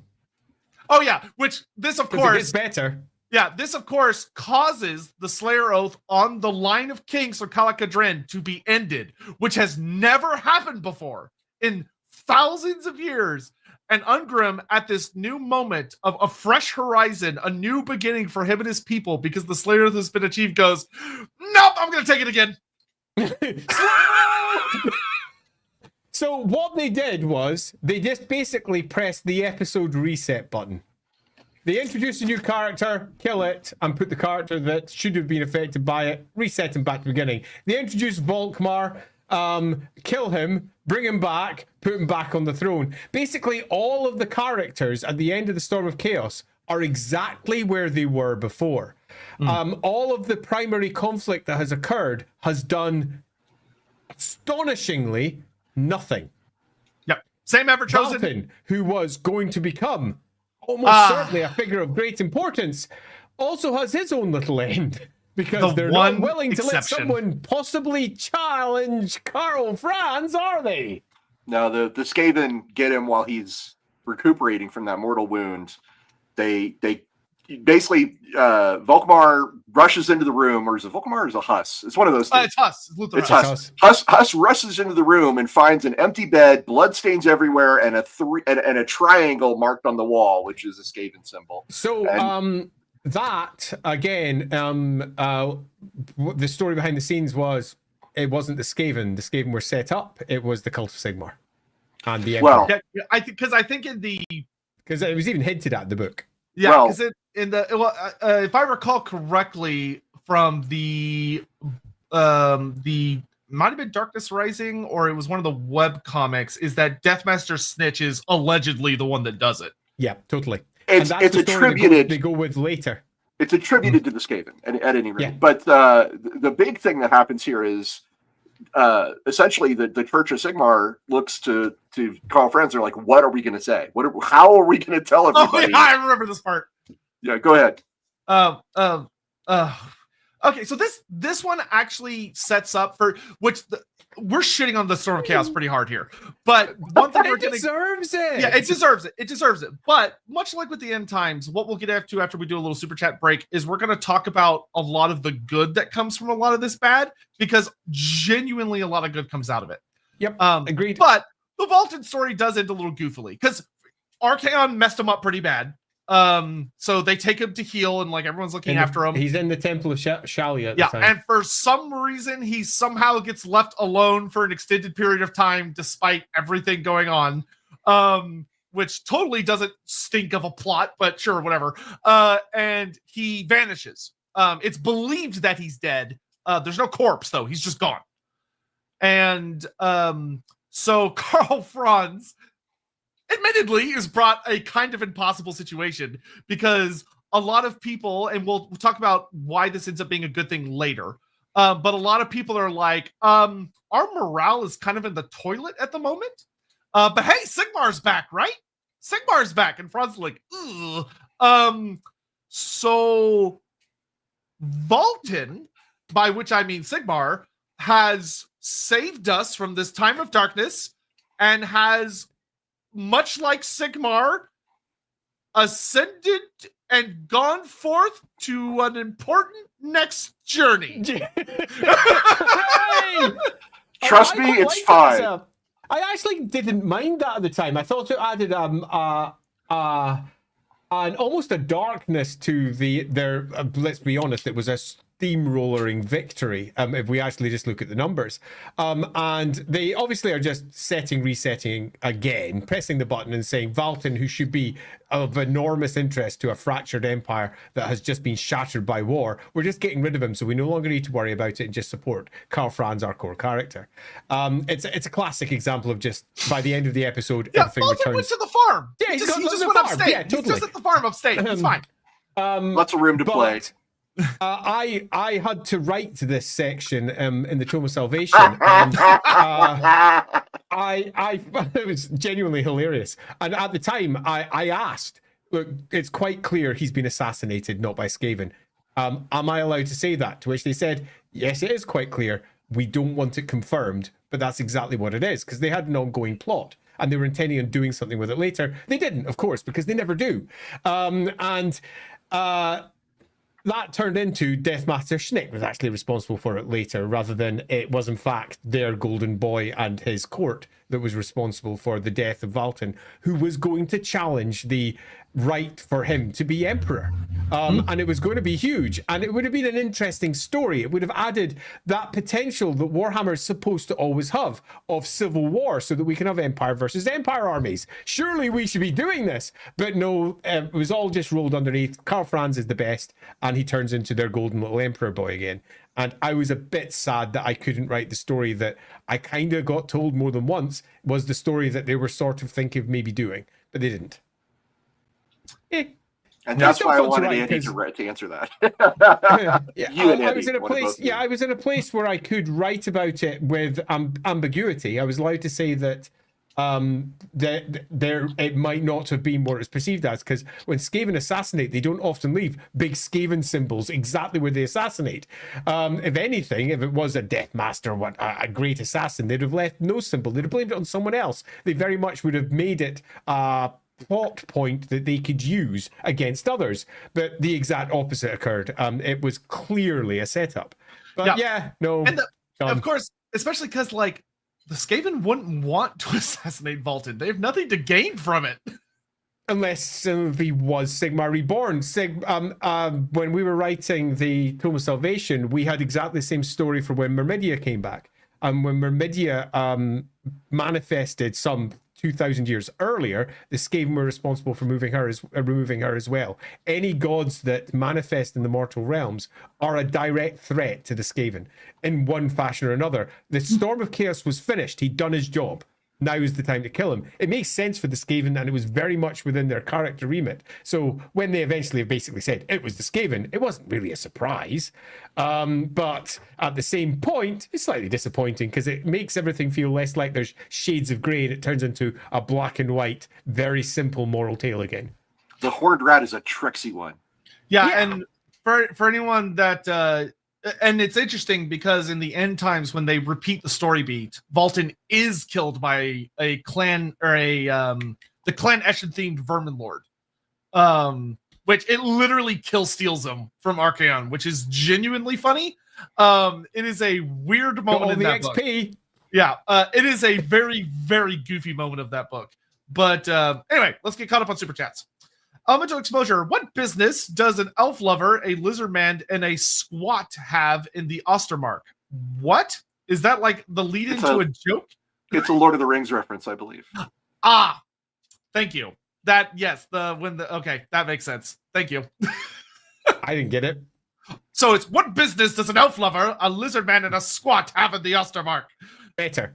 Yeah, there you go. Thank you. For anyone, that is from the second movie when the Rohirrim ride on the trio chasing after the Uruk-hai. That's what that's a reference to. Shadishian, I'm glad you caught that because that went way over my fucking head. Storm of Chaos was my peak Warhammer. I went to internet cafes during summer something to read the battle reports. Started losing interest in Warhammer when it got retconned. That happened to a lot of people. It was the Storm of Chaos was a divisive event because the actual build-up for the campaign was super exciting and a lot of people were really into it. The battles being reported, people were really into it. The summary of what occurred turned a lot of people off. But a lot of people who were of a certain age, and we're talking mostly the kids who were playing it, they could not have lapped it up more. They were like, yeah, Manfred, yeah, we bet you're scared of the Grand Theogenist. Yeah, you're going to run. Yeah, the orc nutted him. Does that mean he kicked him or does that mean he headbutted him? It's headbutt, you idiots. You need to learn your British lingo better. It was very divisive for some, but for the core audience, it just wasn't. And then when it was ditched, it was horrendous for many of the fans who loved and worked hard for their armies to win through that campaign, and it broke a lot of people. Yeah, the participation was huge. It was for fans of Warhammer Fantasy Battles. This was their Avengers movie. It was huge. Everybody was talking about it. Everybody was making. I personally, not that big a Warhammer Fantasy Battles fan, personally made 2 different armies for Storm of Chaos. So that gives you an idea of how exciting it was. It was exciting enough for me to go, oh, hey, I'll go over here and do this for a while. So, we've been sitting here dissing it, because we have been dissing it a little bit at the end, because it sort of deserves it. The flip side's coming. The flip side's coming. And we can look back at the mistakes and say they were clearly mistakes, and a different narrative could have been chosen with perhaps a very similar outcome. That doesn't change how it was perceived and how people engaged with it back in the day. And for many, it was peak Warhammer. And a lot of people have deep nostalgia for it. Now, me, I didn't. And the roleplay crowd despised it with such a passion that I could barely hold it back. It was burning. It was that bad. Yeah, bunch of long beards. Exactly. But for the Warhammer fans who were playing the battle game, the exact opposite was the case. It was pretty much, the Avengers movies. It was peak Warhammer. And for all it had some pretty daft moments, the overall campaign itself was a blistering success. Yeah, I will say from my perspective, as someone that was playing it at the time, of that, 2 big things of that. A, we never got anything like that again. Ever. For the rest of Warhammer Fantasy's life. Even the End Times, and I think the only summer campaign they did after that was the Lustria campaign, which was awesome. The Nemesis Crown. Oh, right, yeah, the Nemesis Crown. Nemesis Crown. That was much, much smaller. Because that was just that little book. But it was. The events that came afterwards were so much smaller and kind of inconsequential. And most of them got retconned out of existence almost immediately. Like the Lustria campaign was the only one I remembered because I was a Lizardman player, obviously, and that book was awesome. And even then, that book wasn't a interactable storyline. It was just you can play in Lustria, here's the rules, have fun. There wasn't like a narrative. It was just here's a new rule set. The Storm of Chaos was the only time where, as a fantasy fan, it really felt like everybody I knew was super excited to play. everyone got to contribute. And the most important thing was that no matter what army you played, there was a narrative you cared about. Yeah, and what was particularly exciting at the time as well was that updating website. It seems nothing now, but it was a focus of conversation for so many. People who weren't playing the game were checking it up. People who had no interest in Warhammer were going and having a look to see what it all meant. It was introducing a whole bunch of new minds to the Warhammer setting in a way that no other event really does after that. It was almost the peak. I was coming home every day after school, and the first thing I would do was log on to the Storm of Chaos website to see the new stories. Like, that was the highlight of the day back then. Like, it was a different era. Yeah, it was great. Funny enough, I got the only time I've gotten that same experience was the end of Age of Sigmar First Edition when they did the what was it called? I can't remember the name. It was something Omens. It wasn't Dark Omens. It was something else. Something Omens. I can't remember the name of the event. But that was really fun too. Orange Crescent. Yeah. Oh wait, it's Grimgor from behind with the steel forehead. Yeah, they did actually bring that back for the end times, but they did it better, funny enough, in the end times. But they did a hard reference to that particular moment. Gigawin, 1.21 gigawins. Grand Cathay feels more like the Imperium of Man than Warhammer Fantasy Empire, in my opinion, with the Dragon Emperor being Big E, his children being similar to the Primarchs, the Dragon Blood being similar to Space Marines, etc. He rejects worship and yet is revered. There's a lot of people who say similar things. Yeah, you're by no means the first person to say this way, because me and Andy have talked quite a bit about Cathay, especially when it was all getting revealed. Coming out for Total War Warhammer 3, and now it's out in the tabletop game, which is wild to say. I feel like this is kind of one of those situations where the shape is close enough that if you do a little muscle, you can make it fit, but it's not that strong of a connection. There's similarities. We discussed this previously, and not to diss your comment, Gigawens, I really dissed that particular comment and went relatively hard against it and said it's a deep simplification of both sides, because both sides are much more complicated than that, both in the Imperium of Man, which is so very different, and of course over in Grand Cathay, which is again really very different. But with a bit of squinting, sure, you can kind of make them similar.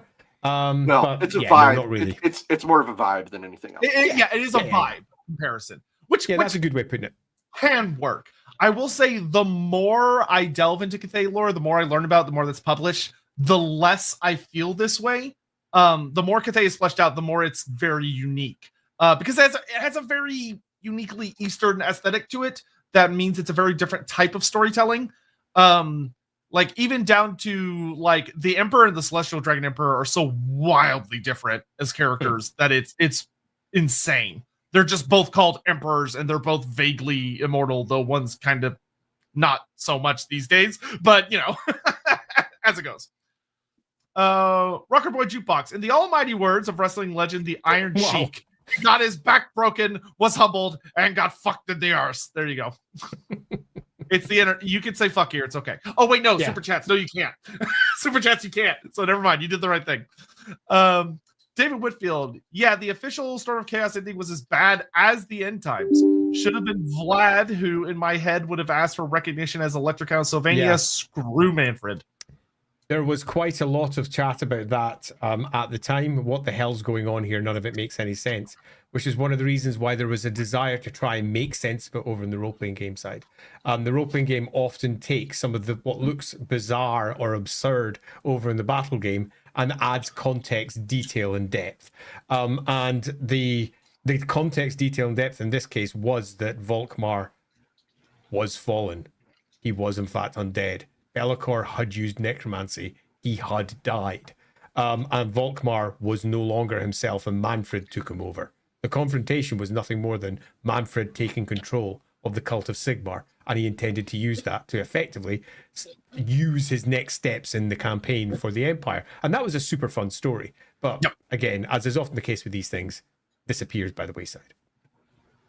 It's quite a fun idea, though.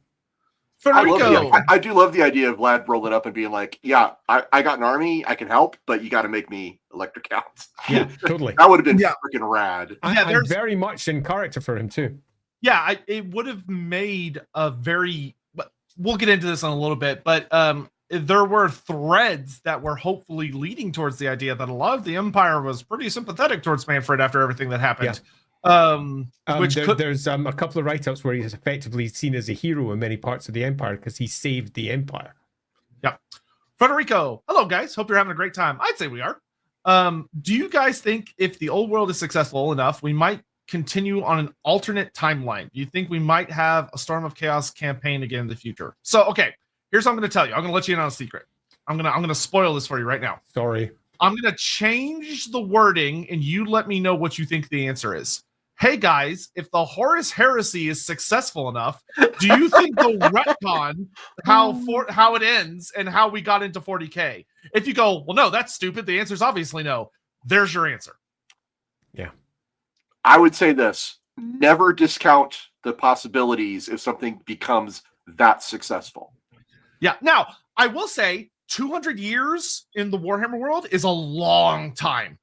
And they can do an incredible amount of storylines, an incredible amount of campaigns. And could we get Storm of Chaos campaigns? Abso-fucking-lutely we can. Yeah, I mean, we've got the Great War Against Chaos coming. Magnus the Pious is going to be doing his thing. I mean, we are almost certainly with the old world heading towards the Great War Against Chaos. That's coming.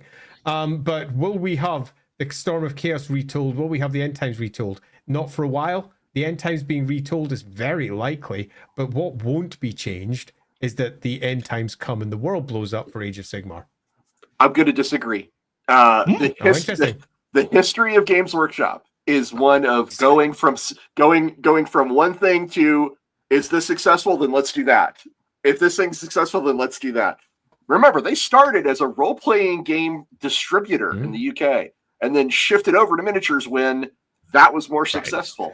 Yeah. So thanks, Brian. It can happen. What I would say is would ultimately boil down to, I think it would require Age of Sigmar to not be very successful and the old world to be just infinitely more.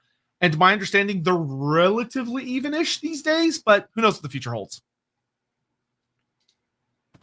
I hope not, though. It'd be very convoluted.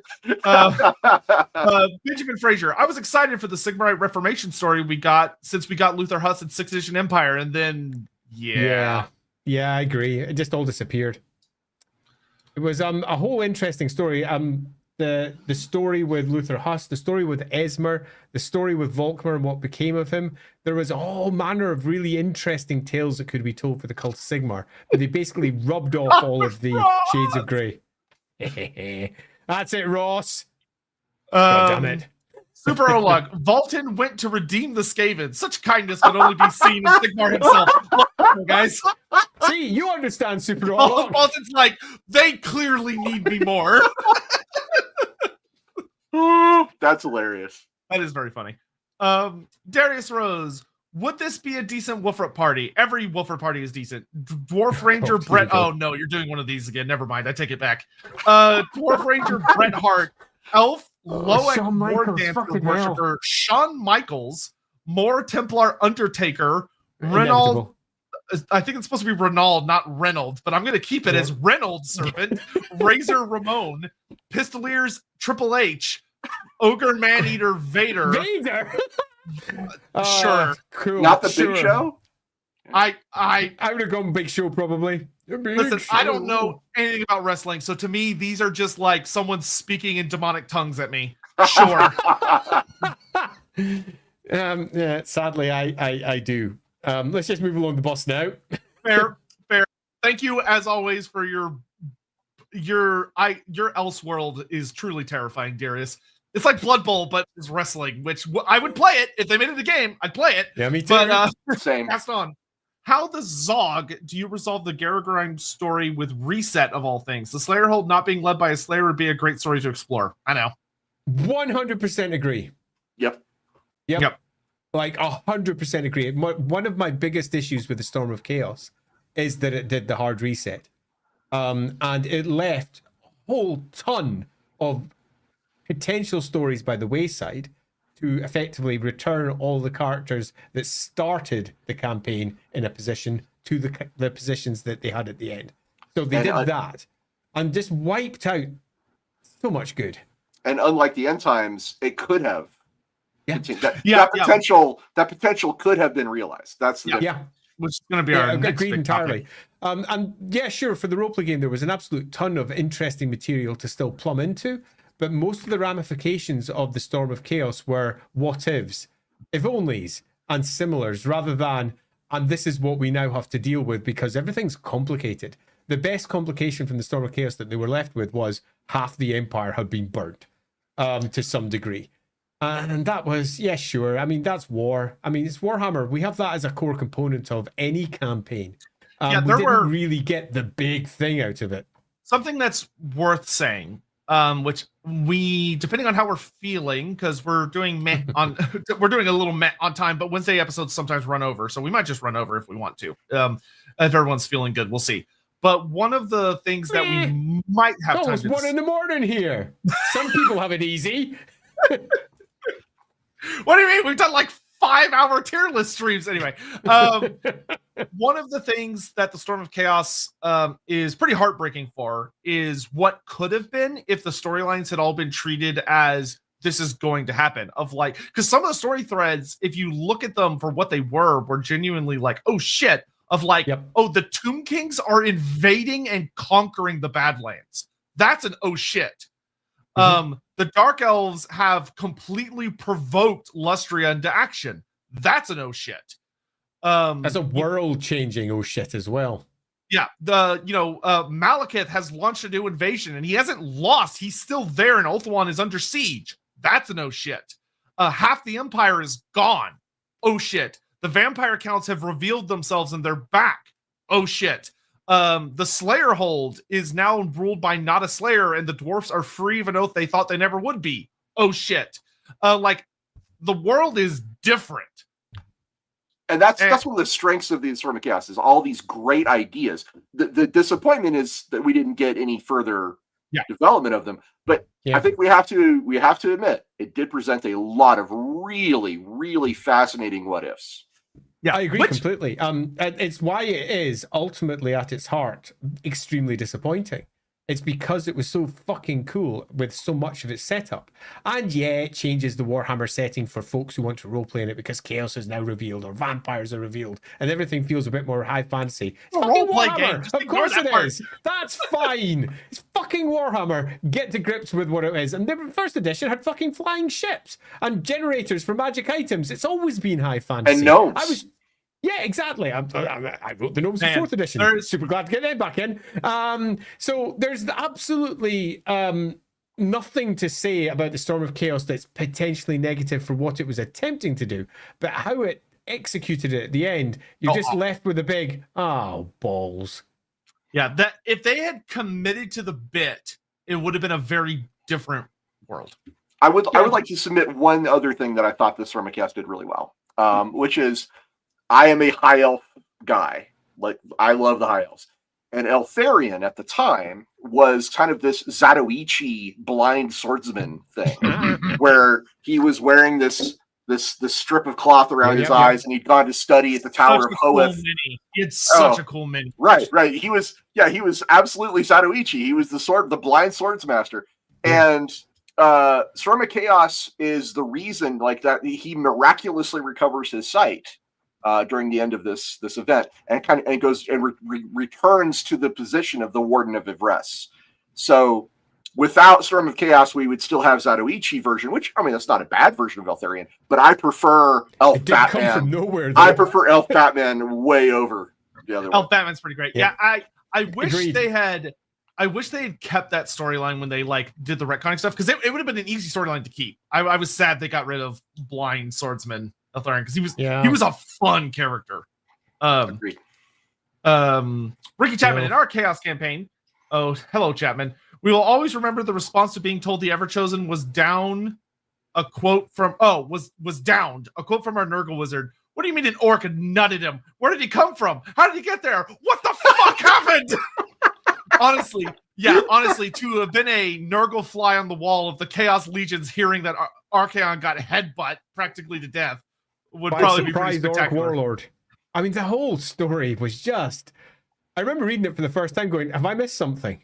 Have I? Nope. Yep. You haven't. Scion, given we've gotten all but one of the Storm of Chaos list now, is there any chance we might get DLCs or characters from the Nemesis Crown or Albion Crisis campaigns like Rykart the Unbreakable and or the Dark Emissaries? Anything's possible. Yeah, anything's possible. When it comes to Total War, the simplest way I can express it is as long as it makes money, they're gonna do it. Which GW and Sega have made quite a bit of money on Total War Warhammer. So as long as people keep buying it, they're gonna keep making it. Yeah, GW literally resurrected a fucking setting because the game made so much damn money. Because of Total War. Yeah. So the next thing we're gonna talk about, which is an important thing to talk about, because we've been shitting really hard on the Storm of Chaos. Something that's important to discuss was genuinely the good that came out of it. Because there was a lot. It doesn't seem like it, but there was.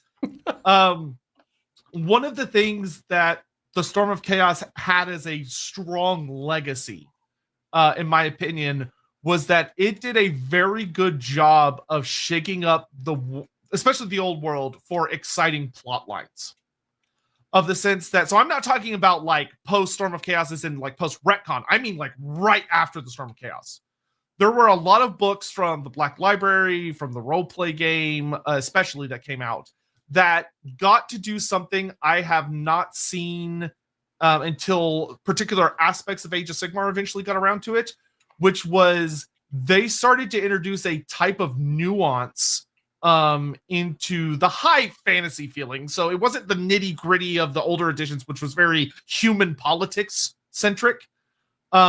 But we started dealing with things like, I remember reading in the Black Hearts, for instance, there's a whole part of the Black Hearts where the characters are talking amongst themselves, and they're talking about that they're kind of embarrassed as the Empire because the Empire didn't save itself. It wasn't saved by Sigmar or Ulrich or any of that. They were saved by greenskins and a vampire.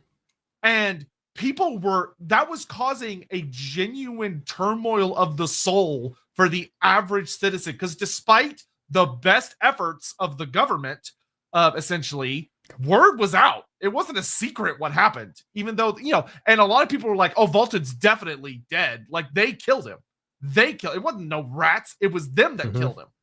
And it was this fascinating thing of, you could feel the storyline starting to creep into, this is leading somewhere. Like, it felt like the Empire was on the brink of civil war, not in the sense of like North versus South or yada yada, but it almost felt like more like the common man versus the establishment, because the establishment fucking failed. Yeah. And throughout this, it's not like 2 or 3 years time. It's a little bit longer, actually. It's almost 5 years worth of Warhammer. We have a lot of stories where the Empire is not clean. And that was good. The Empire was not certain, and that was pretty good too. Particularly given that they were in a difficult position where they had effectively said the Great War against Chaos is now done, and Chaos lost. So what's next? And the answer was, the Empire is going to collapse. It's going to fall in on itself. It's going to fall into another time of 3 emperors or some equivalent. The cult of Sigmar is going towards a schism. It's going to split into at least 2, if not 3. Everything is going to become much more complicated, and small c chaos will almost certainly turn into large c chaos in relatively short order. And we have almost the seeds of what is going to be the downfall of the old world being spread because of their success, in heavy quotation marks. And the stories there were quite interesting, fascinating, and they were certainly sort of going somewhere. With a stress on sort of, because none of the authors were particularly pushing it in that direction. It's just they were all telling their individual tales. The roleplay books were basically attempting to just portray all the different potential options for conflict. And conflict is at the heart of most of the good stories. And it was saying there's a conflict here, there's a conflict here, there's a conflict here, there's a conflict there. And a lot of individual groups on the roleplay game side were dialing hard into those conflicts. and they were presenting broken cults of Sigmar. They were presenting civil wars brewing in a variety of different ways, which is why when Games Workshop yet again cleaned house entirely and reset the setting and went, it's back to the empire that we've known since the 4th edition of Warhammer. Everything that's happened for the last 5-10 years is gone. There was a deep sense of apathy inside the Warhammer playing crowd, both from those who liked the Storm of Chaos and those who didn't, because Games Workshop was willing to just steamroller anything for what they hope would be the next big thing to use with Warhammer that would hopefully sell more minis. And they decided that their previous course was not the course that was going to do best. It was time to course correct. But the course correction left an audience that was already a bit battered because of a bunch of rather odd decisions with both stories and other things. And left them going, well, what do I even do with this anymore? Where's my Warhammer? And you can almost see the coming of the end in the edition that came afterwards, because by this point the apathy was pretty big. It's an unfortunate time in some regards. I think some of this has to do with, again, transitions. We talked about this a few times. But Games Workshop was in a period where it was really starting to license things out. I mean, Ryan mentioned Warhammer Age of Reckoning. Before, there was a Warhammer Online before that. That was happening around the same time. Yeah. It was happening around the same time as Storm of Chaos. And I don't have, this is pure speculation from someone who was in an office far away from all these guys. Okay. But my speculation is that there was a push within Games Workshop to codify their IPs for licensing, to redefine what is Warhammer, how do we present Warhammer to people. And the Storm of Chaos, as Andy suggested, presented so many changes to what is Warhammer that maybe part of the decision was driven by, we need to go back to our roots.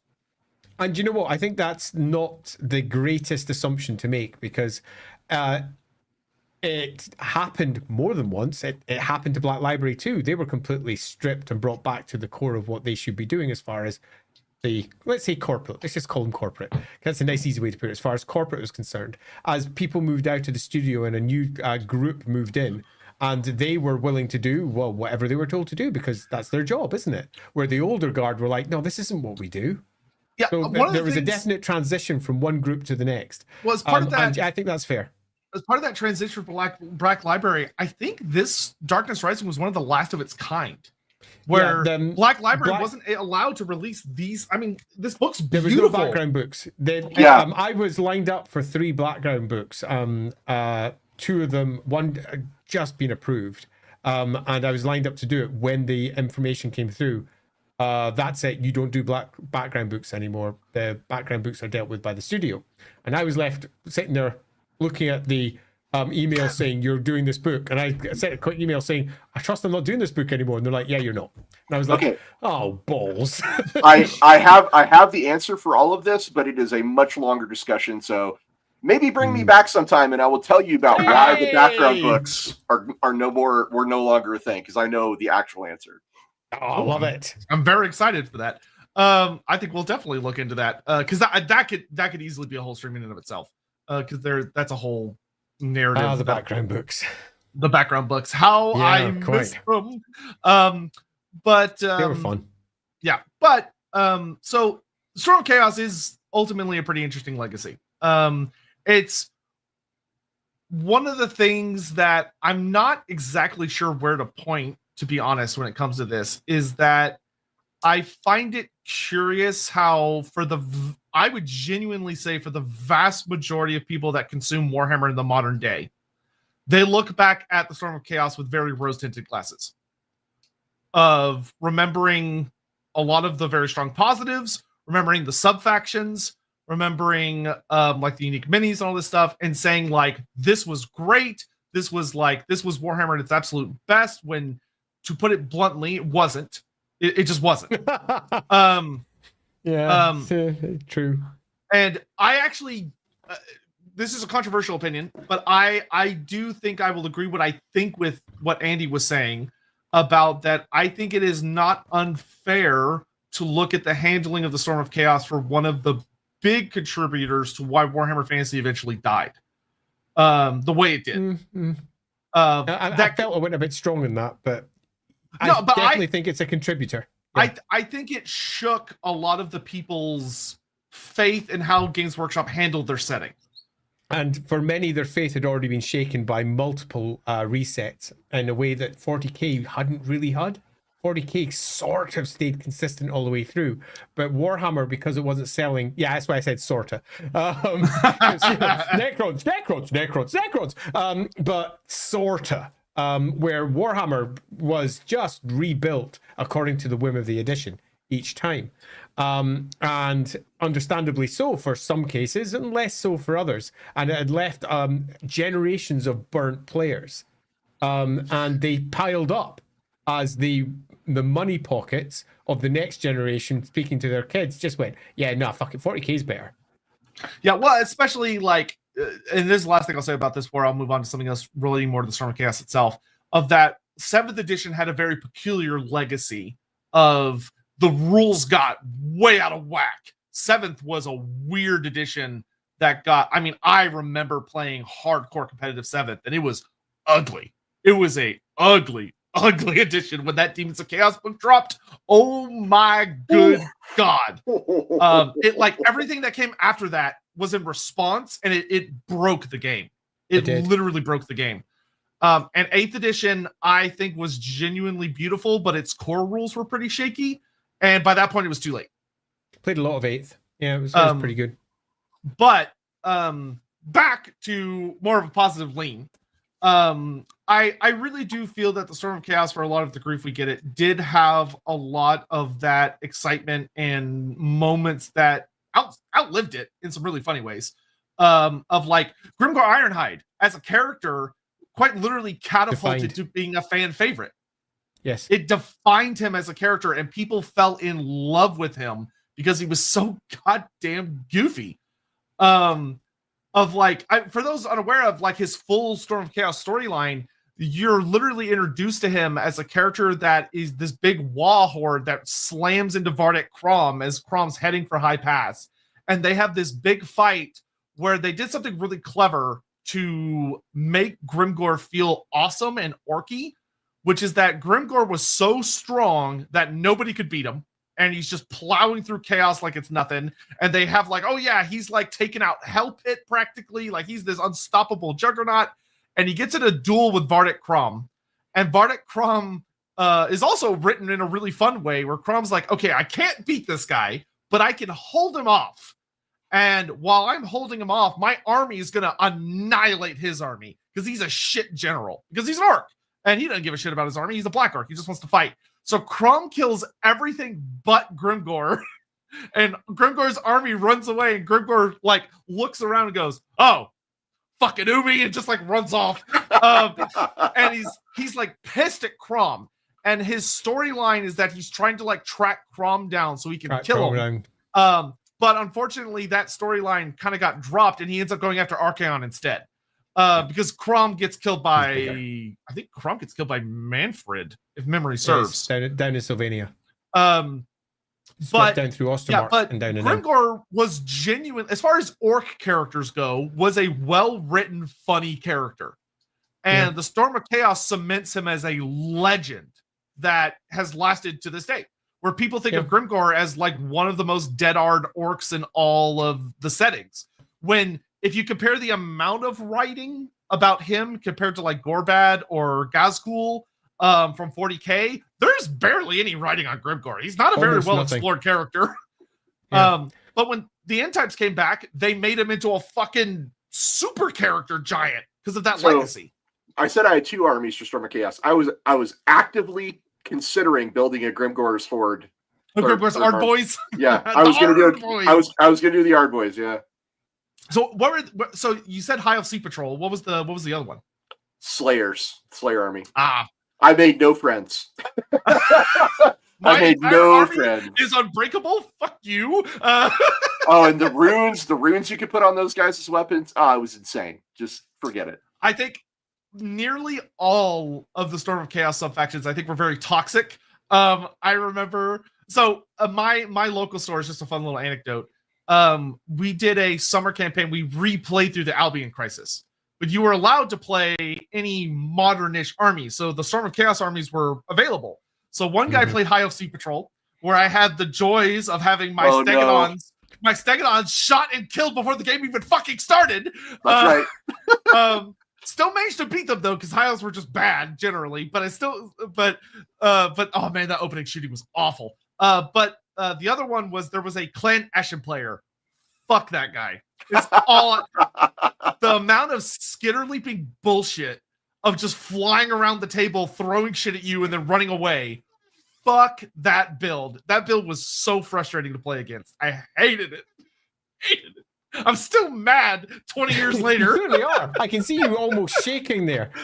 Okay, don't so sugarcoat it. Tell us how you really feel. Yeah, tell us how you really feel. So I think we're in a safe place to draw ourselves to a bit of a close so that we can at least look at the overall story and sum up here. We have... Hold on. Let me think if there's anything else I want to touch on. Real fast. Okay, no, I'm good. No. I think we've got most of the salient points. What we have is a big summer campaign, which had its big summer book. And it had itself a big website and a big participation, where people all over the world were submitting their battles.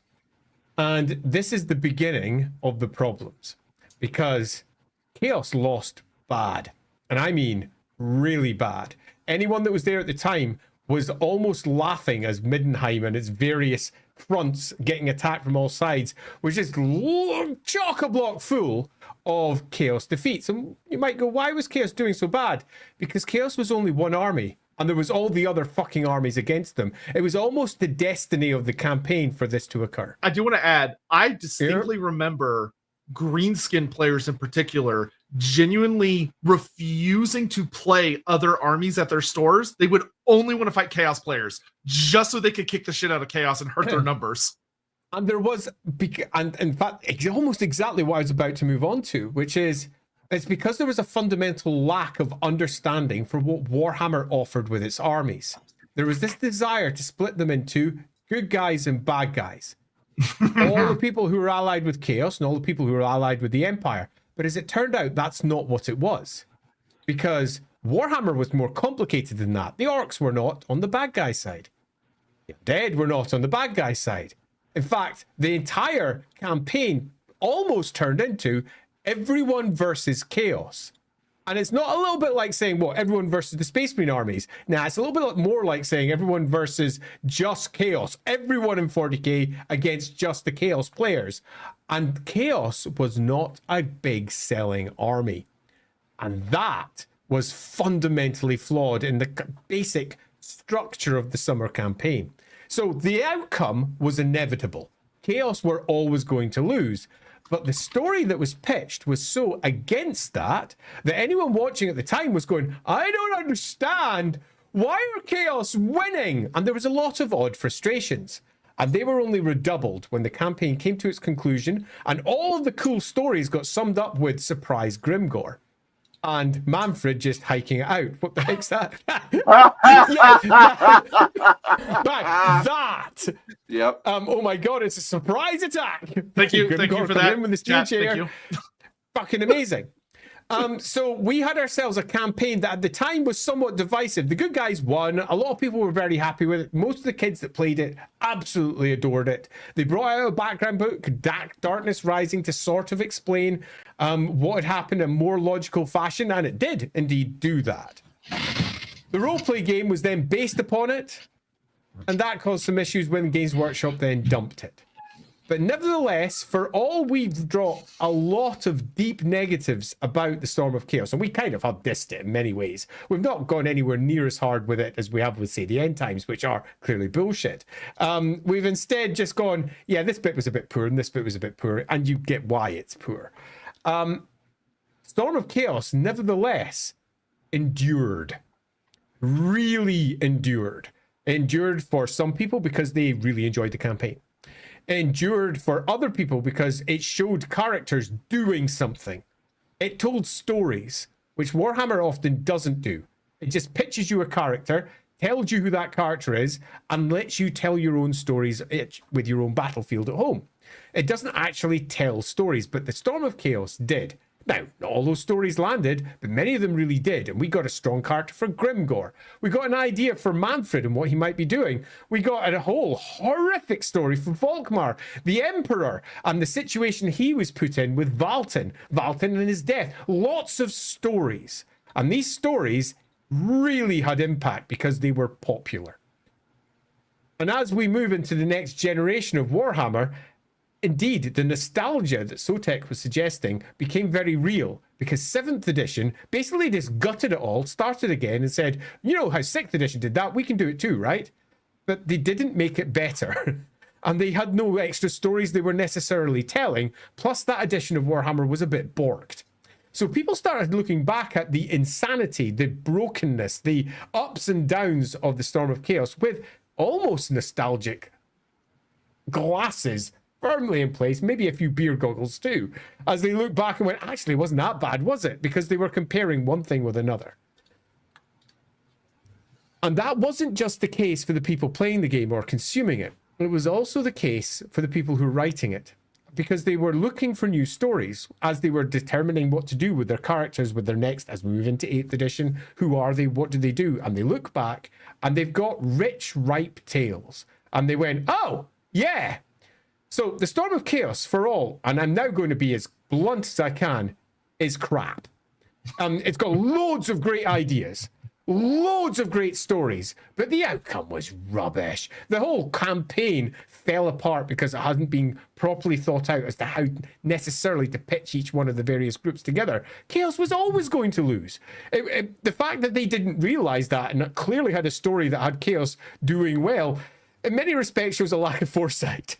It was crap, but it was also brilliant in so many ways, meaning that all of the stories that it told really endured. All of the armies that it pitched for all Games Workshop moved on from them and said, these armies aren't real anymore. You can't use them in tournaments. We've moved on. They don't exist.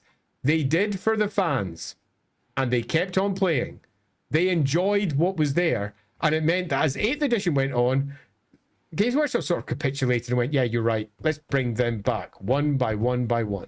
And as we now move into Total War, and we look back, 20 years later, pretty much all of the non-canon, absolutely unofficial, does not exist in Warhammer history book has been ported into that game. All of it, pretty much, is in there. And that's because it was a rare example of pure creativity, adding extra to the game, which most of the editions as we move from 4th to 5th to 6th to 7th and 8th didn't do. All they did was reiterate and refine, reiterate and refine, reiterate and refine. It added. It brought more to the table. And it's not until we hit 8th edition that they look at the existing armies and go, wait a minute, we could add something new. Here's a Blood Rat Medusa. Woohoo! Here's a Demigryph. As they started adding new troop types that you could tell new stories with. That 8th edition, all the way from 4th to 8th, almost nothing new is added. And that's why the Storm of Chaos has such strong nostalgia for so many people. It added new shit to the Warhammer game. And not all of that new shit was necessarily good. But that doesn't matter, because the creativity that was being brought to the table excited people and got people wanting to play Warhammer. Because there was something new. There was a new mini. It wasn't just another Space Marine. And then come the end of it, sadly, for all of the good that it did, all of the bad that it did, poisoned certain people enough that Warhammer sort of went that way rather than that. I think the short version is, for me, great ideas, great armies, a lot of silliness, and some really fun memes. And what's more Warhammer than that? Yeah. So true. So true. Completely. And if you, just to reaffirm, because I'm going to bring this one up before we do the last set of super chats, if you have yet to go and subscribe over to the Lorebeards channel, Lorebeards channel, you can do so right now over on YouTube. And if you're not watching over there, which I know most of you aren't, but if you're not watching over there, you can go over right now to Lorebeards on YouTube. Just type it in, you'll find us, and subscribe over there. We're almost at our first 1,000 subscribers already. Yeah, also a quick little thing is that we're also on Twitch. You can find Lorebeards on Twitch, which is a lot easier actually because the YouTube search function is a mess. It's rubbish. But so Hawk, who I assume is still here, will be. Yes, he is. Thank you, Hawk. Yeah, he's already done it. Thanks, Hawk. Hawk's always on it.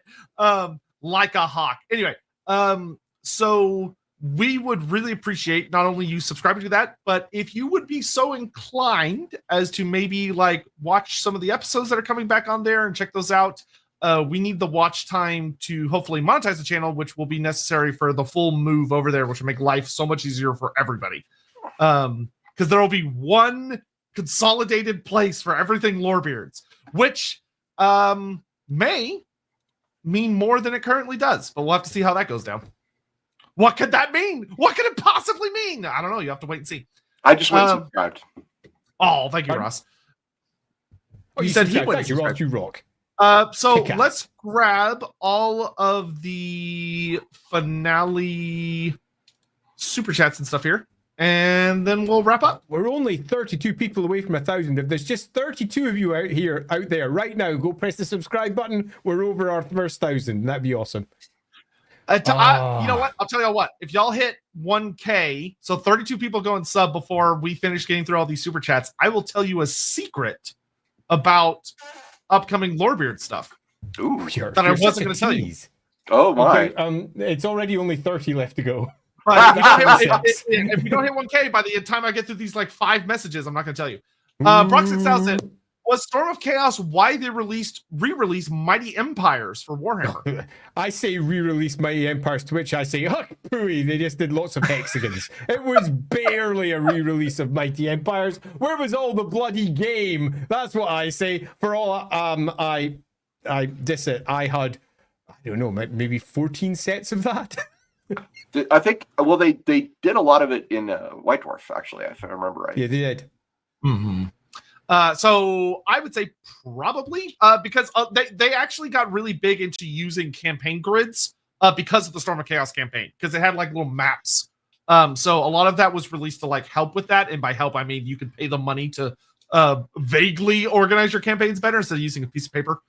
Oh god damn it! People are doing super chats now just to buy time. Literally buying time. Yeah, I might add.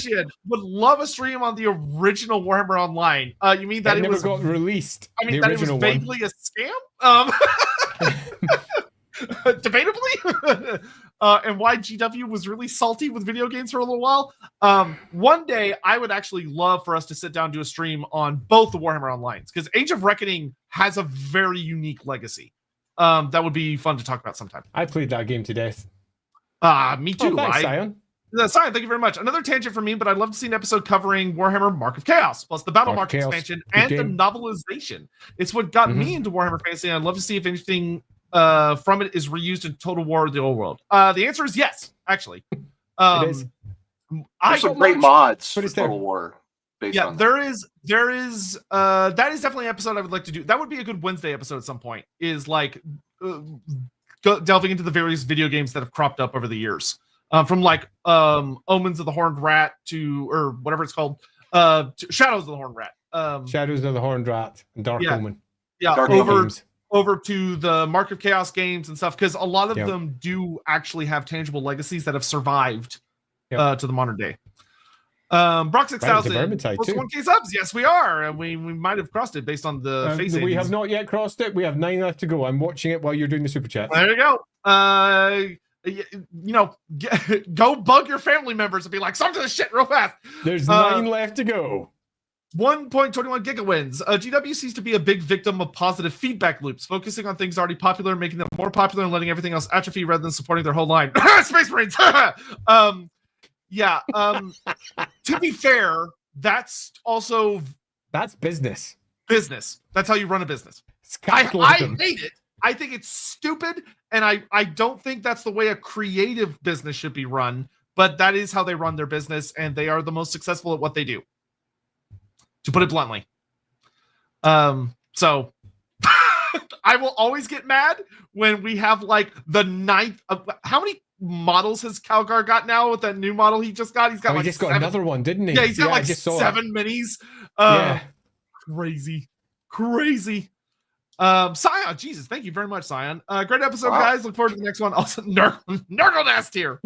That's our Chaos Tier stream that we had, Ross, where it was the funding Andy's dental, because I was like, I had a 7K bill on my dental. Yeah, it was truly awful. I've now got a gap here that's going to be getting filled up soon. And there was a nice little bit where they subbed 1,000. If they did 1,000, if they did $100, they could move people around. Yeah, they could rig the tier list. And to say that Andy and I may have felt some deep guilt. It's an understatement. 4 subscribers left to go. Quick, gotta buy time for some secrets. Y'all got 4 left, and I've only got 3 super chats left. 1.31 Giga wins. As a huge Star Wars fans, extremely disappointed with the 789 series. I wish they would retcon them out of existence. Seeing that the Storm of Chaos alternative was the end times, I am reassessing what I wish for. Yeah. That's a very good outlook to have, honestly. I have an opinion on this, which is I agree wholeheartedly, but I would much prefer the Clone War it, in that the Clone War series made the prequel movies pretty decent when you viewed them as a complete whole, rather than just looking at the prequel movies alone, which were a bit pants. I would just like extra context. Make the world better. Don't try retcon stuff out of existence, because people are just going to be disappointed that are fans. And for some kids, they grew up in those movies and adore them. Actually adore them, and to say that the movies that they adored aren't good enough is basically punching them in the face, in the same way the prequels to some people are Star Wars, and for me it's the original 3 movies that is Star Wars. And to invalidate someone else's fun as bad wrong fun is never a good way to start. So I would much prefer that they just make it better. As a Star Wars fan, I will say this: I was disappointed with the sequels, but there's a great story in there somewhere, and I would love to see. I would love to see them focus on who should have been the main character, Finn. That would have been really interesting. Hard agree. If there's one lesson I hope you all take away from Lorebeards, it's that nothing is beyond salvaging. You can salvage any storyline. You can. You might have to do some serious massaging in a few parts, but you can always save it. Whether that's true for, we've talked about the end times, we've talked about Storm of Chaos, we've talked about some really garbage stories, and about how with not all that much maneuvering, you can make them great. 1 left to go. Oh my God. Super chats faster. 11 people go. I'll keep them busy. I'll keep them occupied. Hold them up. I just imagined that we're moving down an alley and someone's just throwing money in my face to distract me. Hi, Ross. See you guys in 3 hours when I'm done rewarding. Bye, Ross. Oh, Thank you. We have just hit 1K subscribers. Woo! Okay, put your wallets away, please. Thank you. Put them away. Put them away. Lower your guns. I will reveal a secret here just in a minute. Super Arlock. The Storm of Chaos kind of reminds me of what happened Star Wars Now Legends. Everyone hated it before its retcon, but looks back at it with rose-tinted glasses. Yeah, there's a lot of stuff in the Star Wars expanded universe before it became Legends. A lot of that was really dumb. Some of that was really cool. I can see the connection. Yeah. Cole Patterson. Super casual project list expialidocious. Almost had it. Just trying to slow you down there. I know. To Blam, what's Ross's opinion on Bretonia? Buy time. Love Bretonia. We hit it. Big fan. I actually wrote a tactics article. One of my first articles for White Dwarf when I went to work at Game Workshop was a tactics article for Bretonia in 6th edition when they got their catapult. And the whole idea of the Grail Knights and the Lady of the Lake and all that, I am big fan. Nice. Yeah. By the way, if you haven't, there's a poll right now on the Loremaster of Sotek channel about what Bretonia subject we're going to talk about in a week and a half. So if you haven't voted on that, go, because last I checked, Bertrand the Brigand was tied with the Fey Enchantress. And you know that there's a scheme to try and keep the tie. Yeah, because if you tie... There's a scheme to keep the tie so we can get 2 Bretonian subjects. Yeah, if you tie, we will do both of them. But that is a hard landing to stick when you're dealing with like 6,000 people. Magladroth, quick Ross, any ideas for I like how they're earning for Ross. I'm the target. I'm a target. Any ideas for using Nagash, the Great Necromancer, in a 40k campaign?